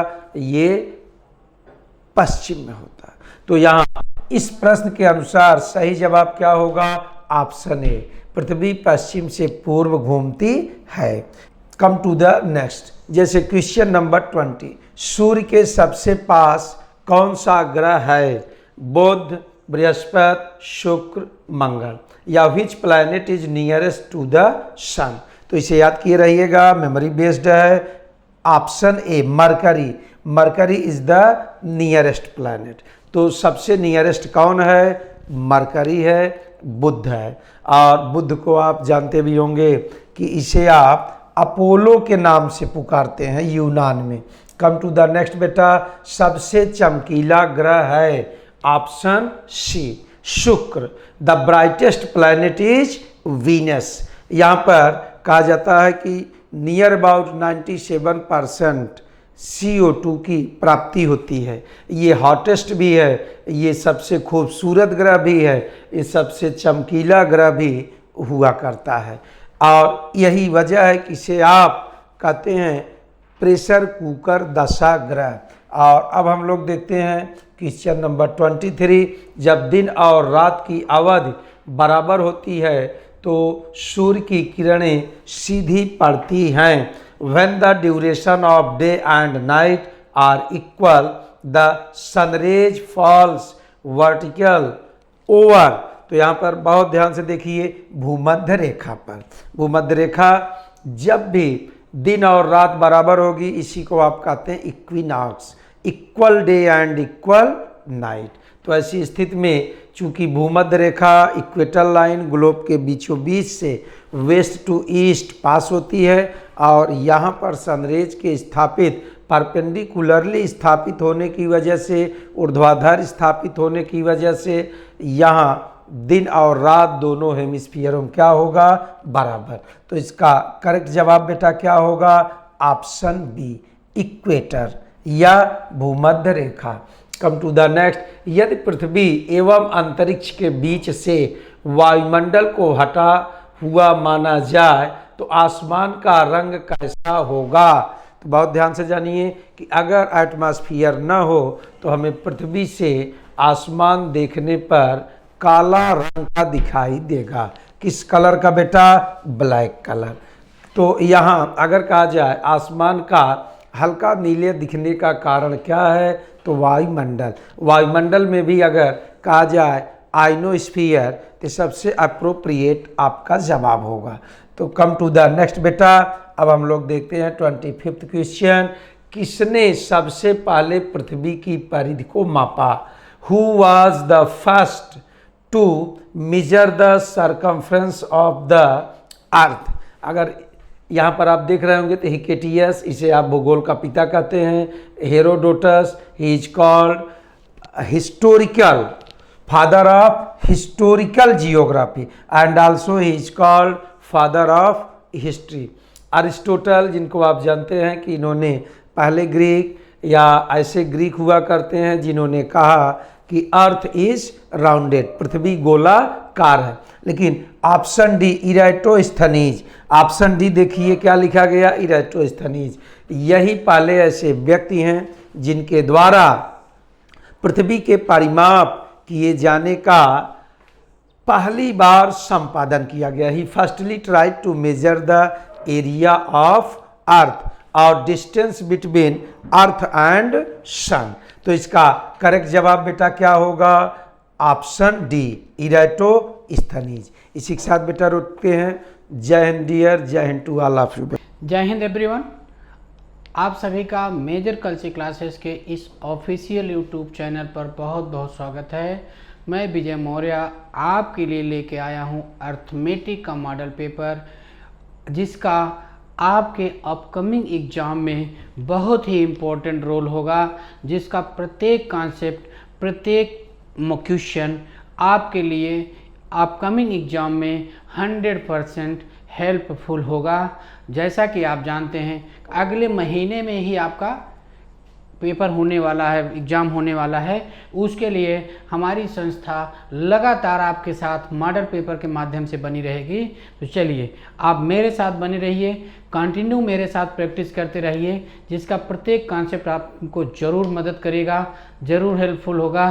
तो आइए समय नहीं लेते हुए अब क्वेश्चन की तरफ चलते हैं हम लोग। आपके सामने इस मॉडल पेपर का पहला क्वेश्चन है, ज़रा देखिए ये पहला क्वेश्चन आपके सामने है जिसका आपको बताना है इफ़ आपके पास गिवन है इफ़ x + 1/x की वैल्यू आपके पास 5 है then what will be the equal to 2x upon x 3x² - 5x + 3 की वैल्यू आपको बतानी है बेटा। तो चलिए इस क्वेश्चन को देखते हैं हम लोग थोड़ा सा। बहुत ही अच्छा क्वेश्चन है। आप देख रहे हैं ये आपके पास 2x है, ये आपके पास है 3x² - 5x + 3 है, और जबकि आपके पास x + 1/x की वैल्यू गिवन है 5। इसी की हेल्प से आपको इसकी वैल्यू फाइंड आउट करना है। देखो करना क्या चाहिए आपको, अगला स्टेप आप देख रहे होंगे ये 2x तो आपका सेम इट इज, इसको रहने दीजिएगा। इसमें से बेटा अगर आप x कॉमन करते हो, x कॉमन करने का मतलब एक बार ज़रा देखिए यहाँ से 3x² है प्लस ये क्या है 3 है, अगर इसको हम लिखें तो -5x लिख सकते हैं। ठीक है, इसमें से इसी टर्म में से बेटा यहाँ पर जो डिनोमिनेटर में है, डिनोमिनेटर में जो दिया है इसमें से अगर आप x कॉमन करते हो देखिए क्या मिल सकता है, ये हो जाएगा 3x, क्या हो जाएगा 3x, यहाँ पर आपको हो जाएगा प्लस 3/x हो जाएगा। ठीक है, ये -5 हो जाएगी, ये आपका हो गया। ये x से कैंसिल हो जाएगा बेटा, यहाँ से क्या मिलेगा 2 मिल जाएगा। इसमें से इन दोनों टर्म में से अब आप x अगर 3 कॉमन करते हो बेटा, 3 कॉमन कर लेंगे तो x + 1/x मिल जाएगा, ये -5 हो जाएगा बेटा। तो यहाँ देखो आपको बचा क्या बेटा 2 और इस 3, इसके साथ ही साथ अब x + 1/x की वैल्यू आपके पास गिवन है 5, इसको आप रख देंगे तो क्या हो जाएगा 3 × 5 हो गया बेटा, ये -5 हो जाएगा। It means it's becomes now 2/15 -5 हो गया। अब आप देखेंगे ये हो जाएगा बेटा 2/10 after calculation now it's becomes 1/5। It means option A is right, option A सही हो गया। आइए नेक्स्ट क्वेश्चन आपके सामने है, आपका अगला क्वेश्चन नंबर 2 जरा देखिए आप। ये भी बेटा बहुत ही अच्छा क्वेश्चन है, अलजेब्रा से रिलेटेड बेटा क्वेश्चन है जिसको आपको सिंप्लीफाई करना है। क्या करना है, सिंप्लीफाई करके बेटा इसका आंसर आपको बताना है। ये क्वेश्चन आपके सामने है। ठीक है, आइए हम लोग इस क्वेश्चन को देखते हैं। आपके पास बेटा ये एक्सप्रेशन गिवन है और इसी को सिंप्लीफाई करके आपको बताना है। तो यहाँ देखो बेटा ये क्या है, ये है 1 - 2xy/x² + y²। क्लियर, इसको बेटा अगर हम इसमें सॉल्व करते हैं इस एक्सप्रेशन को तो ये क्रॉस मल्टीप्लाई हो जाएगा इसके साथ। इसका मतलब क्या हुआ, इस ब्रैकेट की क्वांटिटी को अगर आप लिखोगे बेटा तो इसको लिख पाओगे x² + y² - 2xy अपान क्या लिख पाएंगे आप x² + y²। क्लियर हो गया बेटा, इसको इतना ही लिखेंगे। फिर आप देखिए यहाँ पर बेटा डिवाइड का साइन है, नेक्स्ट ब्रैकेट की अगर आप बात करते हैं तो ये x - y भी इसके साथ क्रॉस मल्टीप्लाई हो जाएगी। जब आप जानते हैं कि इसको अपान 1 कर सकते हैं तो इसका एक्सप्रेशन क्या बन जाएगा, ये हो जाएगा बेटा x³ - y³ - 3xy हो गया। और क्या मिलेगा बेटा x - y अपान x - y हो गया। ये बात आपकी क्लियर हो गई। अब इसी को बेटा सीधे सीधे देखो, a² + b² - 2ab हो गया। इट मीन्स a - b का होल स्क्वायर हो जाएगा बेटा, ये क्या हो जाएगा x - y का होल स्क्वायर हो गया। और डिनोमिनेटर में बेटा आपके पास ऑलरेडी गिवन है x² + y²। यहाँ पर बेटा इंटू का डिवाइड का साइन है, अब आप इंटू कर लेंगे, इस सेकंड को क्या करेंगे बेटा रिवर्स करके लिखेंगे तो ये आपका x - y हो गया बेटा। ये क्या हो जाएगा बेटा x - y हो गया। और देखो बेटा a³ - b³ - 3ab a - b, ये जो क्या हो गया, ये हो गया बेटा x - y का होल क्यूब की आइडेंटिटीज हो गई। क्या हो गई बेटा आइडेंटिटीज हो गई। ये डिनोमिनेटर में आप देख रहे हैं इसकी भी पावर 1 है बेटा, ये दोनों सेम क्वांटिटी, ये दोनों ऐड हो जाएंगी, ये हो जाएंगी 3, यानी ये क्या हो गया बेटा, इसको अगर आप लिखते हैं एक लाइन लिख सकते हो बेटा x - y का होल क्यूब हो गया अपान x² + y² बेटा हुआ। और क्या हुआ, ये हुआ x - y का होल क्यूब, ये आपका कैंसिल होता है बेटा। It's becomes now 1/x² + y² हो जाएगा। क्या हो जाएगा बेटा x² + y² हो जाएगा। इट मीन्स ऑप्शन बी आपका बेटा सही होता है। चलिए अगला क्वेश्चन आपके सामने है। नेक्स्ट क्वेश्चन की अगर हम लोग बात करते हैं, अगला क्वेश्चन आप देखिए क्वेश्चन नंबर 3। क्वेश्चन नंबर 3 देखो बेटा बहुत ही अच्छा क्वेश्चन है बेटा, सिंप्लीफाई से रिलेटेड है। ठीक है, सिंप्लीफाई से रिलेटेड है बेटा, इसका सिंप्लीफिकेशन करना है। जरा देखिए इसको क्या कर सकते हैं। यहाँ पर देखो बेटा ये तो आपका सिंपल फ्रैक्शन में गिवन है क्वांटिटी, किसमें लिखा बेटा, ये आपका फ्रैक्शन में गिवन है ना, ये है बेटा 1/5, नो प्रॉब्लम आपने लिख दिया। प्लस बात करते हैं बेटा इसकी अगर बात करते हो तो बेटा इसको जो अगर एक कंपाउंड फ्रैक्शन में बेटा अगर सिंपल फ्रैक्शन में इसे बनाने की बात आप करेंगे तो क्या लिख सकते हैं, जरा देखिए। इससे सिंपल फ्रैक्शन लिखो बेटा तो ये हो जाएगा 999 इंटू 495 प्लस 494 अपान क्या हो जाएगा बेटा 495 इंटू इसे लिखोगे तो 99 आप कर लेते हैं। अब आपका बेटा ये इससे कैंसिल हो करके ये 5 हो जाएगा, क्या हो जाएगा 5 हो जाएगा। अब आप देखिए बेटा बहुत ही आसान हो गया क्वेश्चन, कैलकुलेशन बहुत नहीं करने आपको। यहाँ पर बेटा इस 999 की जगह आप लिखते हैं 1000 माइनस 1, क्या लिखते हैं बेटा 1000 माइनस 1 अगर हम लिख देंगे और क्या लिख देंगे बेटा ये देखो इंटू 495 प्लस ये 494 है, ठीक है बेटा, अपान आपका 5 है ये। यहाँ से देखो बेटा ब्रैकेट से अगर हम काम करते हैं तो इसको बेटा इसमें हम मल्टीप्लाई कर लेंगे, मल्टीप्लाई करेंगे तो क्या हो जाएगा देख लीजिए एक बार में, ये भी आप देख सकते हैं। दूसरा काम क्या होगा बेटा जरा देखिए, इसमें ये माइनस भी हो जाएगा, देखिए 1/5 इसको आप लिखेंगे बेटा, ठीक है, प्लस ये आपका हो गया बेटा 495000 हो गया, माइनस बेटा 495 हो गया और प्लस बेटा ये 494 हो गया, अपान बेटा आपको क्या मिल जाएगा 5 मिल जाएगा। ये बात आप समझ गए।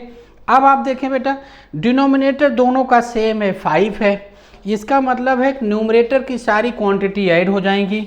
सारी क्वांटिटी ऐड होने का मतलब क्या हो बेटा, ये 1 जो होगा ये 494 में ऐडेड अगर आप कर लेते हैं तो क्या हो जाएगा बेटा, ये हो जाएगा 495। अब ये 495 इन दोनों का सम हुआ और ये माइनस के साथ है बेटा ये कैंसिल हुआ, तो सीधे सीधे अगर इसका आंसर जो आपको मिलता है बेटा वो अब आपके पास क्या बचे बेटा, वो हो जाएगा 495000 अपान बेटा क्या हो जाएगा 5 हो जाएगा। ठीक, क्लियर हो गया। अब आइए बेटा इसको हम लोग कैंसिल करते हैं, 5 9 जा 45 हो गया बेटा, फिर 4 आएगा 45, 5 9 जा हो जाएगा बेटा, आफ्टर देन 000 हो जाएगा। It means option B is correct. Clear हो गया। आइए अगले क्वेश्चन की अगर हम लोग बात करते हैं, नेक्स्ट क्वेश्चन आपके सामने है क्वेश्चन नंबर 4। ये भी देखो बेटा अलजेब्रा से क्वेश्चन बहुत अच्छे आते हैं और उसमें ये अपने आप में एक बहुत ही अच्छा क्वेश्चन है, इसको हम लोग सिंप्लीफाई करते हैं बेटा, देखते हैं। यहाँ पर देखो बेटा ये आपके पास दिया है कि P की वैल्यू 101 दिया गया है, तो देन वैल्यू आपको इसकी बतानी है।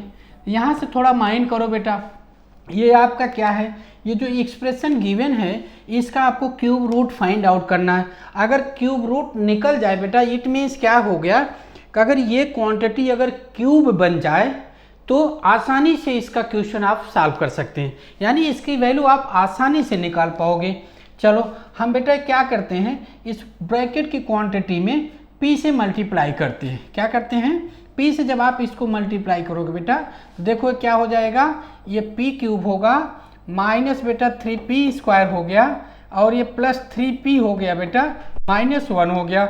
इसी का बेटा क्यूब रूट हमें फाइंड करना है। यहाँ पर देखो बेटा थोड़ा सा आप अगर देखें ये क्या हो जाएगा क्वांटिटी, ये बेटा आपका P का क्यूब हो जाएगा, क्या हो जाएगा P की क्यूब। यहाँ से बेटा माइनस अगर इसमें हम लोग देखें बेटा 3P हम लोग कॉमन भी कर सकते हैं, लेकिन उसके पहले आप इसको लिख लीजिए -1 लिखते हैं, इसका भी क्यूब अगर बना दें तो कोई इफेक्ट नहीं होगा। इसमें से बेटा -3P आप कॉमन कर लेंगे तो आपको मिल जाएगा बेटा P-1 मिल जाएगा। यहाँ से देखो बेटा फार्मूला क्या बना, A³ प्लस B³ -3AB और बेटा A-B। इट मीन्स क्या हो गया बेटा, आप समझ सकते हैं, ये हो गया बेटा P-1 का होल क्यूब, ये आपका क्यूब रूट है बेटा। अब आप सिंप्लीफाई हो कि ये हो जाता बेटा P-1 और P की वैल्यू आपके पास गिवन है 101 minus 1, that becomes 100. It means option A is correct. Option A is correct. Clear. चलिए आपका अगला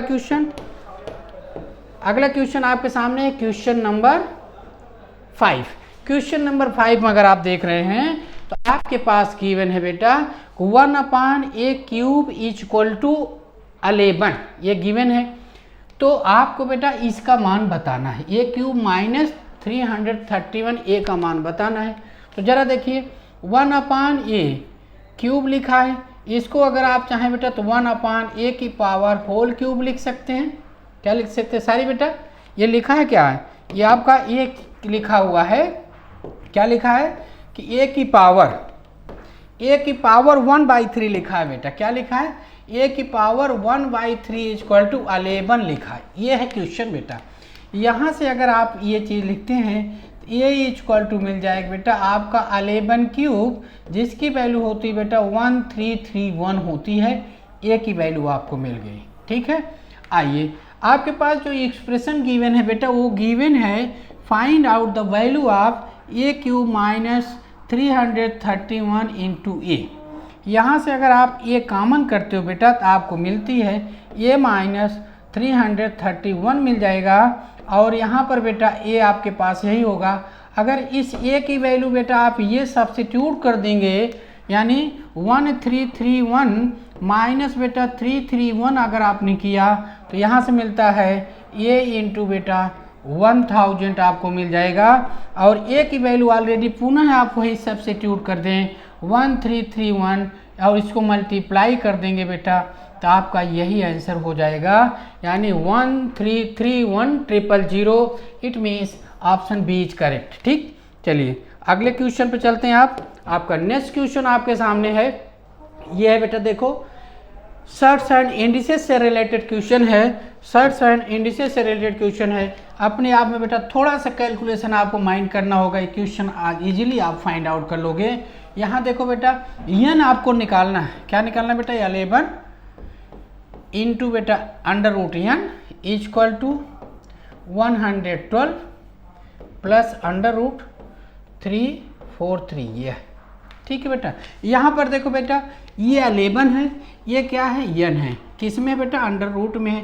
यानी एक चीज़ आपको माइंड करनी है बेटा कि हमें इस n की वैल्यू तब हमें मिल पाएगी जब इन सब को सिंप्लीफाई कर लें. और सिंप्लीफाई करने के बाद एज ए होल नंबर आपको 11 दिख जाए और सेम क्वांटिटी अंडर रूट में गिवन हो दिखे आपको. आइए इसके लिए क्या कर सकते हैं जरा आप देखिए बेटा. यहाँ से अगर आप बात करते हैं ये है ना बेटा, इसकी अगर आप बात करते हो तो इसको देखो बेटा हम लोग क्या लिख सकते हैं 112 की बात अगर आप करते हैं. किसकी 112 की बात करते हो बेटा. तो अगर हम 16 इंटू 7 की बात करते बेटा तो 112 ही लिखते हैं. क्या लिखते हैं बेटा 112. यानी कहने का मतलब बेटा इसको आप 16 इंटू 7 लिख सकते हो प्लस. ये बात समझ गए बेटा क्या हो गया 16 इंटू 7. अब आप अगली बात अगर आप करते हैं बेटा 343 की बात अगर हम लोग करें. किसकी बात करें बेटा 343 की बात करें तो यहाँ तो देखो बेटा इसका क्या लिख सकते हैं आप लिख सकते हो 49 इंटू 7 लिख सकते हो. क्या लिख सकते हो बेटा 49 इंटू 7 लिख सकते हो. यहाँ से बेटा अगर आप देखेंगे तो ये 16 स्क्वायर रूट से बाहर होकर बेटा 4 अंडर रूट 7 बन जाएगा प्लस ये 49 से 7 आप बाहर करोगे 7 अंडर रूट 7 मिल जाएगा. दोनों बेटा ये सेम क्वांटिटी है. इसको अगर आप ऐड कर लेंगे तो 11 अंडर रूट 7 मिल जाएगा. और यहाँ पर बेटा 11 अंडर रूट n आपके पास दिया है. इट मीन्स क्या हो जाएगा n इक्वल टू बेटा आपको डायरेक्टली 7 मिल जाएगा. It means option D is right. Option D is correct बेटा. आइए अगले क्वेश्चन पे आते हैं. आपका अगला क्वेश्चन है क्वेश्चन नंबर 7 आपके सामने बेटा. यहाँ पर भी देख लो क्या बेटा क्वेश्चन नंबर 7 आपके सामने बेटा. यहाँ पर आपसे पूछा गया बेटा देखो ये अलजेब्रा से रिलेटेड क्वेश्चन बेटा x प्लस वाई की वैल्यू दी गई है, ये x माइनस वाई की वैल्यू दी गई है. आपसे पूछा क्या गया बेटा 8xy in bracket x square plus y square की वैल्यू आपसे पूछी गई है. ये आपका क्वेश्चन है बेटा. आइए और आप जानते हैं बेटा पहले देखो आप एक चीज़ जानते हो बेटा, x प्लस वाई का होल स्क्वायर, क्लियर बेटा, और प्लस अगर हमने कर दिया x माइनस वाई का होल स्क्वायर, तो आप जानते हैं आपको मिलता है बेटा 2x square plus y square, ये आपको फाइंड आउट होता है। यहाँ पर देखो बेटा, इसकी वैल्यू आपके पास दी गई है √3 का होल स्क्वायर है ये, और साथ ही बेटा इसकी वैल्यू आपके पास गिवन है दैट इज √2 का होल स्क्वायर हो गया। ये आपका 2 इन ब्रैकेट बेटा x square plus y square रहेगा, ये आपका 3 हो गया, ये आपका 2 हो गया, यानी 5 हो गया बेटा। इट मीन्स क्या हो गया, you have now 2 into x square plus y square equal to 5 हो गया बेटा, ये आपका 1 हो गया। ये बात समझ गए। दूसरी बात हम लोग ये भी जानते बेटा, अलजेब्रा में बेटा एक आइडेंटिटी आप यूँ भी पढ़ते हो कि x प्लस वाई का होल स्क्वायर माइनस बेटा x माइनस वाई का होल स्क्वायर जब आप लिखते हैं तो इसको क्या लिखते हैं, ये हो जाता बेटा आपका 4xy होता है। यहाँ से अगर आप बात करते हो बेटा, इसकी वैल्यू आपके पास है √3 होल स्क्वायर हो गया बेटा, माइनस इसकी वैल्यू आपने फाइंड की √2 का होल स्क्वायर हो गया, ये आपका बेटा 4xy होता है। 3 माइनस 2 1 होता है। इट मीन्स क्या हुआ बेटा, 4xy की वैल्यू आपको क्या मिल जाएगी, 1 मिल जाएगी। आइए अब आपको इवेल्युएट करना है कि इसकी वैल्यू क्या होगी, यही आपको फाइंड आउट करना है बेटा। तो देखो 8xy लिखा है बेटा, इस 8xy को बेटा अगर हम 4xy लिख दें इंटू बेटा 2x square plus y square अगर आप लिख देते हैं तो नो प्रॉब्लम। अब आप देखिए इस 4xy की वैल्यू आपके पास ऑलरेडी है बेटा 1 into 2x square plus y square की वैल्यू ऑलरेडी आपके पास फाइंड आउट हो गई, that is 5। 1 into 5 that is 5। It means option C is right, option C is correct. Clear हो गया। चलो हम लोग बेटा अगले क्वेश्चन पे चलते हैं। आपका अगला क्वेश्चन है क्वेश्चन नंबर 8। ये भी बेटा आपका देखिएगा, आपका क्या है बेटा, सर्च और इंडिसेस से रिलेटेड क्वेश्चन है। आप इसको x 1/x plus 1/y plus 1/z की वैल्यू फाइंड आउट करनी है।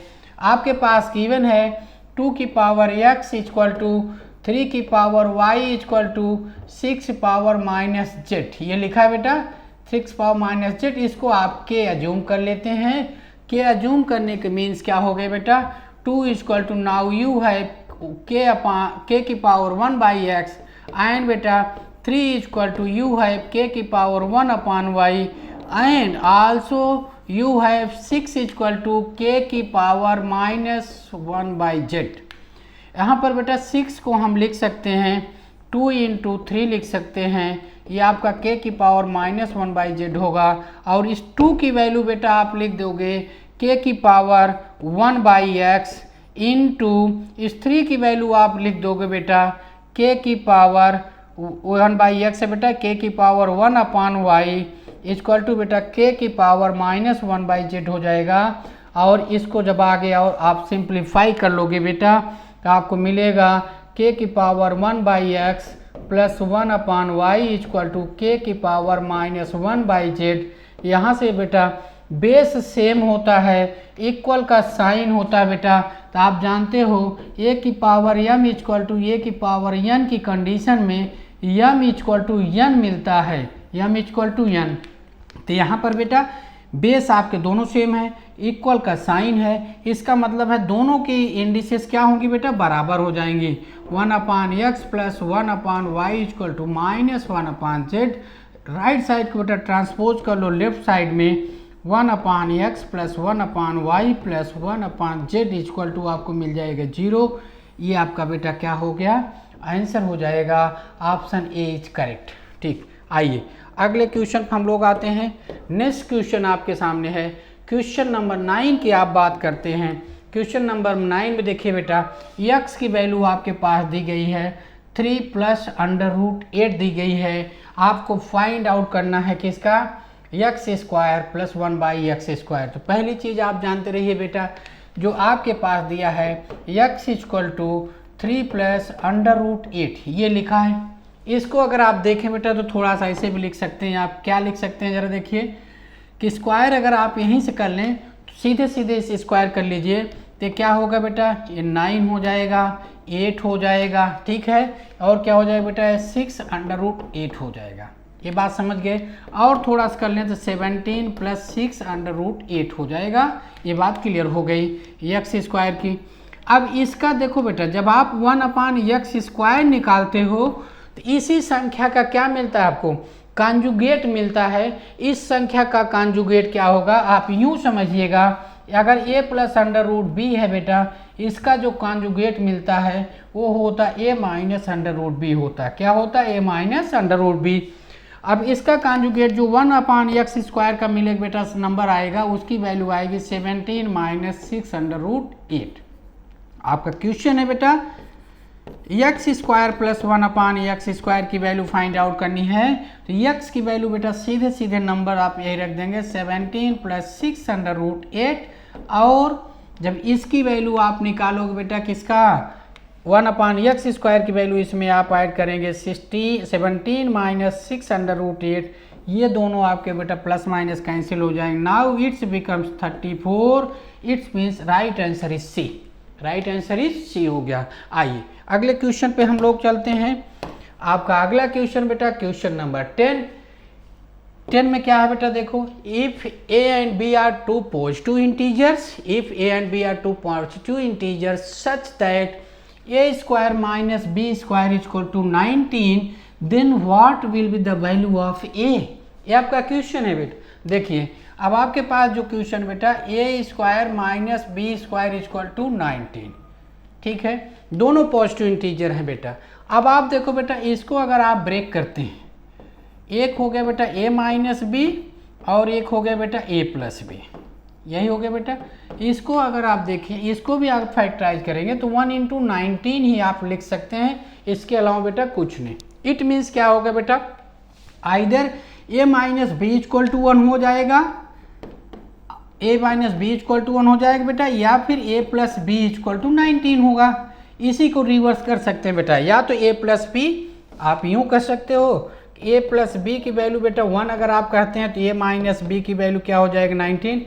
ये पॉसिबल ही नहीं दिख रही है, इसका मतलब ये नहीं लेते हैं, ये सीधे सीधे आपका होता बेटा, ये ऐड हुआ आपको बेटा 2a = आपको सीधे सीधे 20 मिला बेटा। इट मीन्स a = आपको क्या मिल जाएगा 10, a = क्या मिल जाएगा बेटा 10, a का मान आपको आ गया बेटा 10, सी हो गया ऑप्शन राइट। आइए नेक्स्ट क्वेश्चन की अगर आप बात करते हैं, क्वेश्चन नंबर 11 आपके सामने बेटा। क्वेश्चन नंबर 11 में जरा आप देखिए, a students was asked to find, एक स्टूडेंट से ये कहा गया बेटा कि फाइंड 5/16 ऑफ ए नंबर, किसी एक नंबर का 5/16 फाइंड कर लीजिए। By mistake he find 5/6 of A number, 5/16 find करना था किसी नंबर का बेटा, लेकिन बाय डिफॉल्ट उसने 5/6 उस नंबर का फाइंड कर लिया। तो जो उसने फाइंड कर लिया वो क्या देख रहा है कि that is his answer is was 250 more than the correct answer, यानी बेटा जो 5/16 उस नंबर का करता तो उसको जो नंबर फाइंड आउट होता उससे ये 250 मोर देन हो गया। अब आप क्लियर हो गए बेटा। इट मीन्स अगर नंबर को सपोज करिए आप, अगर आपने नंबर को x अज्यूम कर लिया, क्या कर लिया बेटा, अगर नंबर को आपने x अज्यूम कर लिया तो अगर राइट आंसर की बात होती तो x का बेटा 5/16 आपको फाइंड आउट करना था, लेकिन बाय डिफ़ॉल्ट उसने क्या किया, x का बेटा 5/6 फाइंड कर लिया। और जो ये वैल्यू फाइंड होती है वो इस वैल्यू से बेटा 250 मोर देन होती है। कितना 250 मोर देन, इट मीन्स क्या हो गया बेटा, देखो ये हो गया 5/6 की जो वैल्यू फाइंड आउट हो रही है उसमें से बेटा 5/16 x की वैल्यू अगर माइनस कर दें तो इक्वल टू क्या मिल जाएगा आपको, इक्वल टू बेटा 250 फाइंड होगा। क्या होगा 250। इसी को आपको सॉल्व करना बेटा। इसको डायरेक्टली अगर आप सॉल्व करते हैं बेटा, देखिए ये आपका 80x हो जाएगा बेटा, माइनस ये आपका 30x हो जाएगा, और इक्वल टू बेटा क्या हो जाएगा 250 हो जाएगा। यहाँ से बेटा ये क्रॉस मल्टीप्लाई होके 6 × 16 इसमें इंक्लूड हो जाएगा। क्लियर।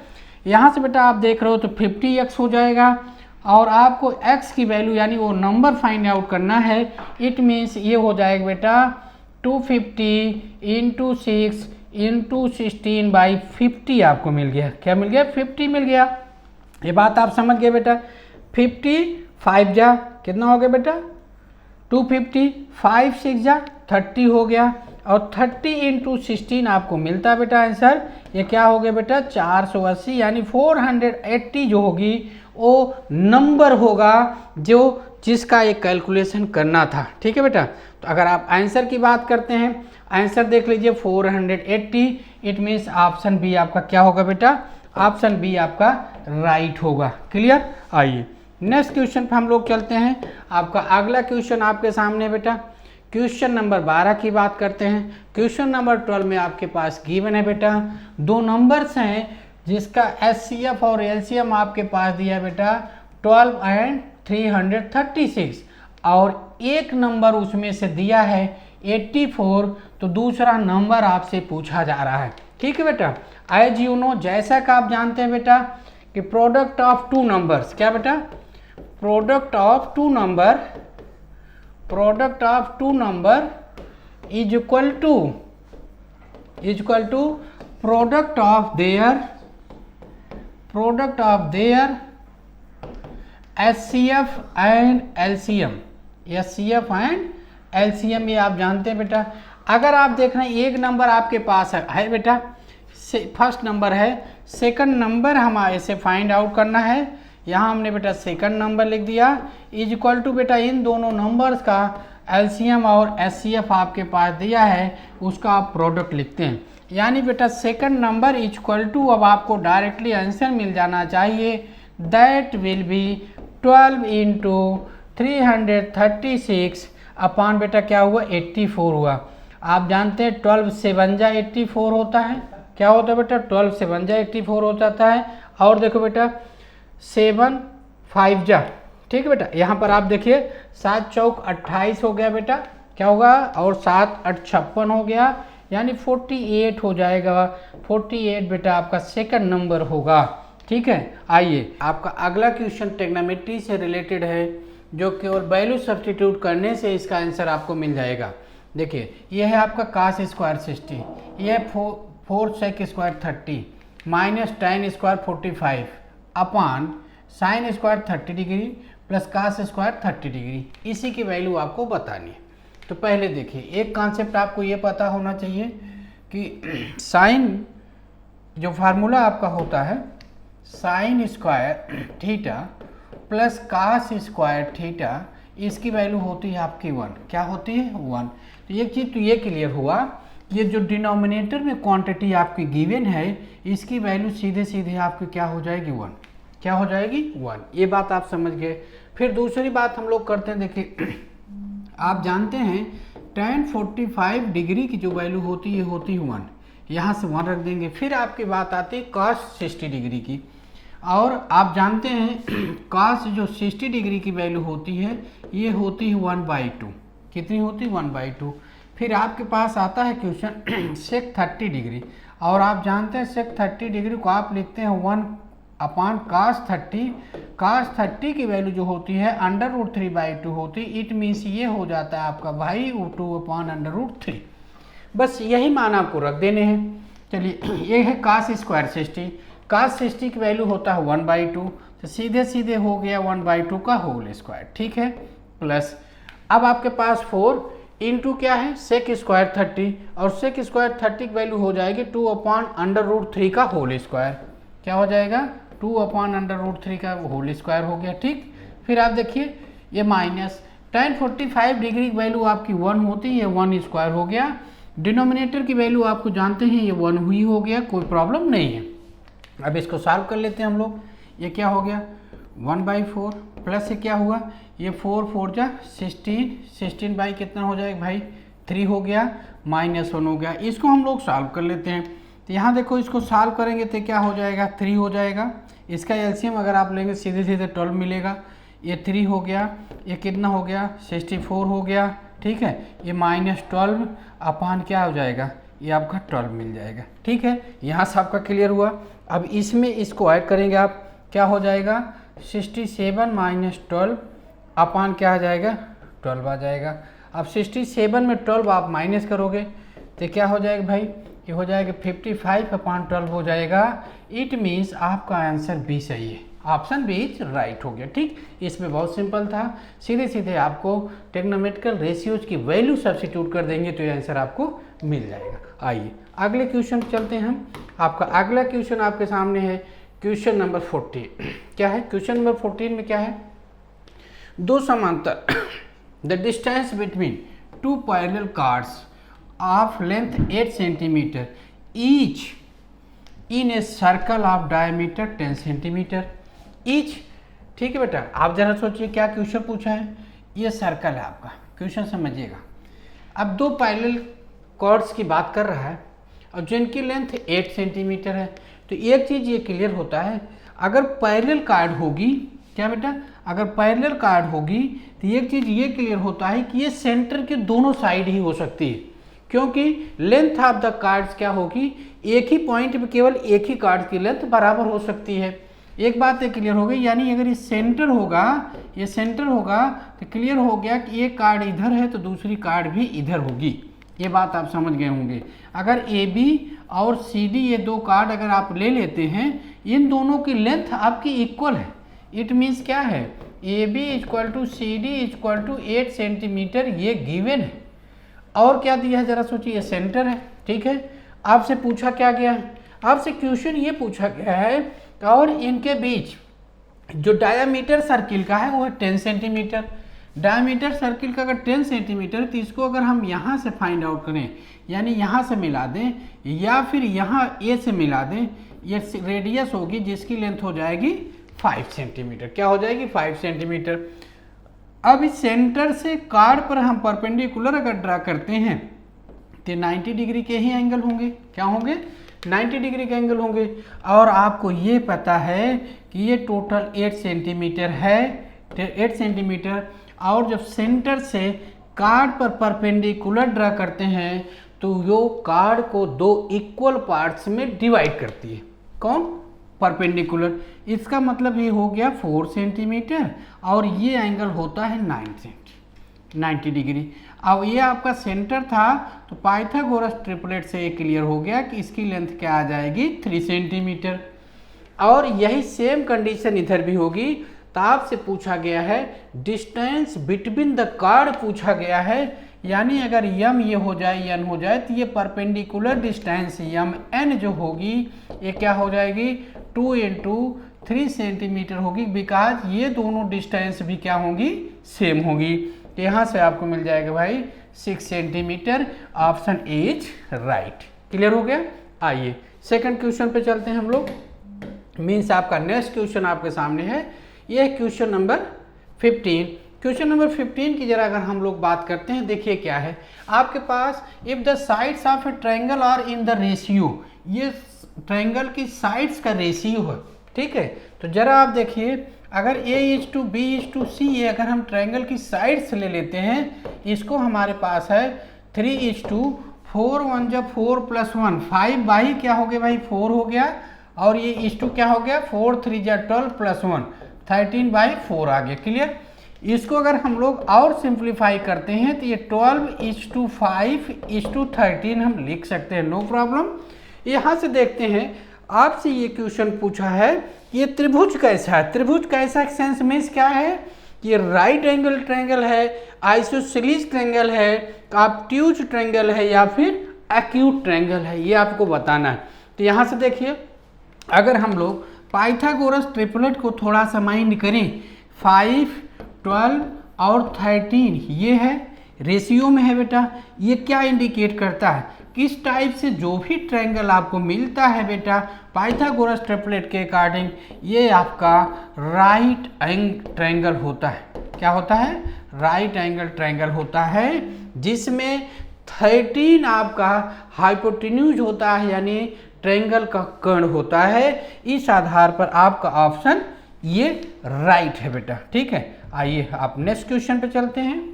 आपका अगला क्वेश्चन आपके सामने है कि किसी भी equilateral triangle of side 6 centimetre is inscribed in a circle. ठीक है बेटा, चलिए, is inscribe in a circle then the radius of circle आपसे पूछा है। क्वेश्चन समझिएगा, एक समबाहु त्रिभुज जिसकी भुजा दिया है 6 सेंटीमीटर है, एक वृत्त के अंतर्गत है। ठीक है, तो अब आपसे वृत्त की क्या पूछी गई, त्रिज्या पूछी गई है। क्या पूछी गई, वृत्त की त्रिज्या। तो जरा आप देखिए ये क्या है, एक वृत्त के अंतर्गत पूछी गई है। अंतर्गत का मतलब क्या है, उसके अंतर आपका समबाहु त्रिभुज बनाया गया है। एक समबाहु त्रिभुज जिसकी भुजा 6 सेंटीमीटर है। अब आप यूँ समझिएगा, ये है आपका, ठीक है, इसकी 6 सेंटीमीटर साइड है, ये भी 6 सेंटीमीटर है, आपका ये भी 6 सेंटीमीटर। ठीक है, ये क्लियर हो गया। एक वृत्त के अंतर्गत है, इसका एक वृत्त की बात करेंगे तो ये हो जाएगा, क्या हो जाएगा, परिवृत्त, जिसको आप कहते हैं, क्या कहेंगे, परिवृत्त कहते हैं। और इसी परिवृत्त की आपको क्या बतानी होती है, रेडियस बतानी होती है। क्या बताना है, इसी रेडियस। परिवृत्त की जो त्रिज्या आप लिखते हैं, यानी क्या लिखते हैं, रेडियस ऑफ द सर्किल, यहाँ से जो आपको मिलेगा रेडियस ऑफ द सर्कल जो आपको मिलेगा वो मिलता है a/√3 मिलता है। क्या मिलता है, a/√3 मिलता है। ये क्या होता है, इस इक्विलेटरल ट्रायंगल की साइड होती है। तो यहाँ पर है ये 6 सेंटीमीटर /√3 है भाई। इसको आप 6 को क्या करेंगे, 6 को आप 2 × √3 /√3 लिख सकते हैं। ये आपका कैंसिल हो गया, आपको मिलेगा 2/√3 is the radius of the circle, that is option A is correct. आइए अगली बात करते हैं हम लोग। क्वेश्चन नंबर अगर हम 17 की बात करते हैं, देखिए एक रिवर है, a river 3 metre deep and 40 metre wide is flowing at the rate of 2 kilometre per hour. ये क्वेश्चन है, how much water will fall into sea in a minute, 1 minute में कितना पानी उस समुद्र में गिरेगा रिवर से। ये क्वेश्चन है। तो इसको अगर आप देखेंगे तो जो रिवर आपकी है वो कुछ इस टाइप से है। देखिए ये रिवर है, अगर रिवर की मैं बात करता हूँ, ठीक है, ये 3 मीटर क्या है बेटा, डीप है, यानी एच की बात अगर आप करेंगे तो 3 मीटर कर लिए, और 40 मीटर वाइड है, यानी ये अगर आप बात करते हैं, ये टोटल बात अगर करते हैं तो कितना है, ये 40 मीटर वाइड हो गई।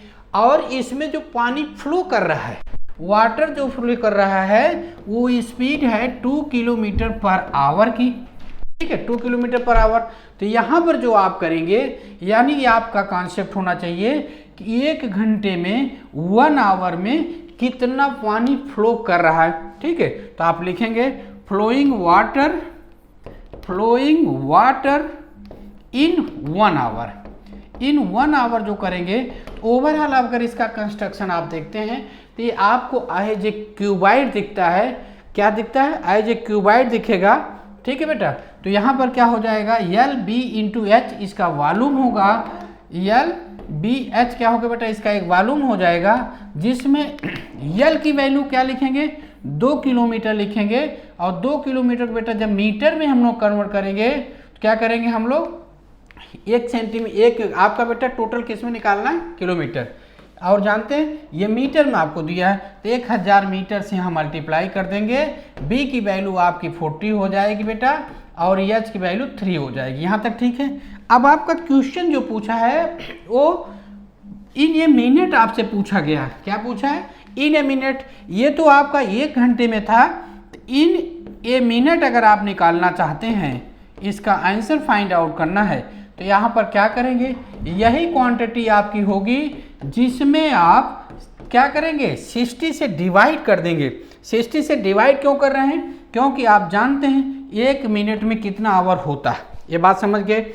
ये तो ये 0 कैंसिल कर लेंगे, ये 2 और 3 से इसका कहानी खत्म हो जाएगी बेटा। ये क्या हो जाएगा, ये आ जाएगा 4000 आ जाएगा। 4000 का मतलब है 4000 metre cube in a minute पानी फ्लो करेगा। किसमें, समुद्र में बेटा। ये आपका ऑप्शन डी हो गया। आइए अगर अगले क्वेश्चन की हम लोग बात करते हैं, आपका अगला क्वेश्चन आपके सामने है। क्वेश्चन नंबर देखिए 18 की बात हम लोग कर रहे हैं। 18 भी आपका मेंसुरेशन से रिलेटेड क्वेश्चन है बेटा। क्वेश्चन क्या है, some bricks are arrange in a area measuring 20 metre cube. ठीक है, एक एरिया में बेटा ब्रिक्स रखे गए हैं जिनका वॉल्यूम उसने दे रखा है 20 मीटर क्यूब ये दे रखा, ठीक है। आपसे क्वेश्चन है if the length breadth and height of each bricks is 25 centimetre, 12.5 centimetre and 8 centimetre respectively, then the number of bricks आपसे पूछा गया बेटा। तो आप जानते हैं नंबर ऑफ ब्रिक्स की जब आप बात करेंगे, किसका नंबर ऑफ जब ब्रिक्स की आप बात करेंगे, total volume of the bricks लिखेंगे। क्या लिखेंगे भाई? टोटल वॉल्यूम लिख देंगे ऑफ ब्रिक्स लिखेंगे आप, ठीक है। आफ्टर देन क्या लिखेंगे? वॉल्यूम ऑफ वन ब्रिक्स लिखेंगे, वॉल्यूम ऑफ वन ब्रिक्स लिखेंगे, ठीक है। अब आप देखिए टोटल वॉल्यूम आपका है 20 मीटर क्यूब, यहाँ पर यूनिट दी गई है सेंटीमीटर में, तो आप जानते हैं 20 हो गया मीटर क्यूब, 1 मीटर में आप 100 सेंटीमीटर, इसलिए मीटर क्यूब में 3 टाइम्स आप 100 से मल्टीप्लाई करेंगे तब ये सेंटीमीटर क्यूब हो जाएगा। अब आप क्या करेंगे? ये 20 सेंटीमीटर, 12.5 सेंटीमीटर, इसके बाद 8 सेंटीमीटर, ठीक है, ये क्यूब हो जाएगी। ये तो आपका कैंसिल हो गया, क्लियर हो गया। अब आप देखिए बेटा यहाँ से अगर इन दोनों को आप सॉल्व करते हैं 12 8 96, 4 हो गया बेटा, 100 हो जाएगी, कैंसिल हो गया, ठीक। और यहाँ से आगे चलते हैं आप 25 चौका 100 कर लेते हैं, हो गया 20 चौका 80 हो गया बेटा, यानी 80, तो ये आपके हो गया 00 और आपको मिल जाएंगे। ये क्या हो गया बेटा? यही आपका नंबर ऑफ ब्रिक्स आपको मिल जाएगा, यही आपके नंबर ऑफ ब्रिक्स होंगे, यानी 8000 ब्रिक्स मिलेंगे। इस बेस पे आपका ऑप्शन डी राइट होता है। आइए अगले क्वेश्चन पर हम लोग चलते हैं। आपका नेक्स्ट क्वेश्चन आपके सामने है, यह बेटा क्वेश्चन नंबर 19। क्वेश्चन नंबर 19 में क्या है जरा देखिए, the length breadth and height of a room is 5 metre, 4 metre and 3 metre respectively. Find the length of the largest bamboo that can be kept, यानी यही साइज का बेटा जो हमारा ये रूम है, रिकॉर्डिंग रूम है, अगर इसकी हाइट में यही मान लेता, लेंथ मान लेता, ब्रेथ मान लेता, तो आपसे इसमें कितनी लंबी बम्बू रखी जा सकती है, इसी की बात करते हैं। तो आप जानते हैं इस केस में बेटा डायगोनल हमें फाइंड करना होता है, जो इस रेक्टेंगुलर शेप का जो हमारा क्यूबाइड बन रहा है, रूम बन रहा है बेटा, इसका डायगोनल जैसे हम फाइंड कर लेंगे वही इसका क्या होगा, आंसर होगा। तो देखिए यहाँ पर आप क्या लिखेंगे, ये 5 मीटर का होल स्क्वायर हो गया, 4 मीटर होल स्क्वायर हो गया, फिर 3 मीटर होल स्क्वायर हो गया। ये आपकी क्या हो गई, डायगोनल हो जाती है बेटा। ये आप जानते हैं ये 25 हो गया, ये 16 हुआ, ये 9 हुआ, फिर आपका क्या हो गया बेटा, ये 50 हो गया, जिसको आप लिखते हैं 5√2 मीटर, यानी लेंथ ऑफ द बम्बो जो मिलेगा बेटा that will B option D 5√2। क्या मिलेगा? 5√2। क्लियर हो गया। चलिए हम लोग अगले क्वेश्चन पे चलते हैं। क्वेश्चन नंबर आपका यह 20, क्वेश्चन नंबर 20 में अगर आप देखते हैं जरा देखिए क्या लिखा है, the mean marks of 20 students is 15। Clear हो गया। 20 स्टूडेंट्स हैं जिनका मीन मार्क्स दिया है 15। On checking, it was found that 2 marks were wrongly copied as 3 and 6। दो जब कॉपी चेक की गई बेटा तो ये पता चलता है कि 2 मार्क्स रॉन्गली रीड कर दिए गए, कॉपी कर लिए गए 3 और 6। जिनके स्पेस पे क्या है, जिनकी स्पेस पे अगर आप देखते हैं तो उनका 3 की जगह आपका 4 होना चाहिए और 8 की जगह क्या होना चाहिए बेटा, 6 होना चाहिए। ये आपका कॉन्सेप्ट है, ठीक है। तो आइए यहाँ पर क्या मिलता है बेटा इस वे पे, यहाँ पर क्वेश्चन फिर से देख लीजिए, आप हिंदी में भी इसको थोड़ा सा रीड कर लीजिए। 20 छात्रों का क्या बेटा 20 स्टूडेंट्स का माध्य दिया है 15। निरीक्षण के दौरान 2 अंक यानी 3 और 6 गलती में पाए गए। अगर इनको सही किया गया तो सही अंक 4 और 8 होना चाहिए था, तो सही अंकों का माध्य क्या होगा, ये आपसे क्वेश्चन है। तो सीधा सा आप इसको सॉल्व करेंगे बेटा। इनका जो माध्य है वो है 15। कितना बेटा 15।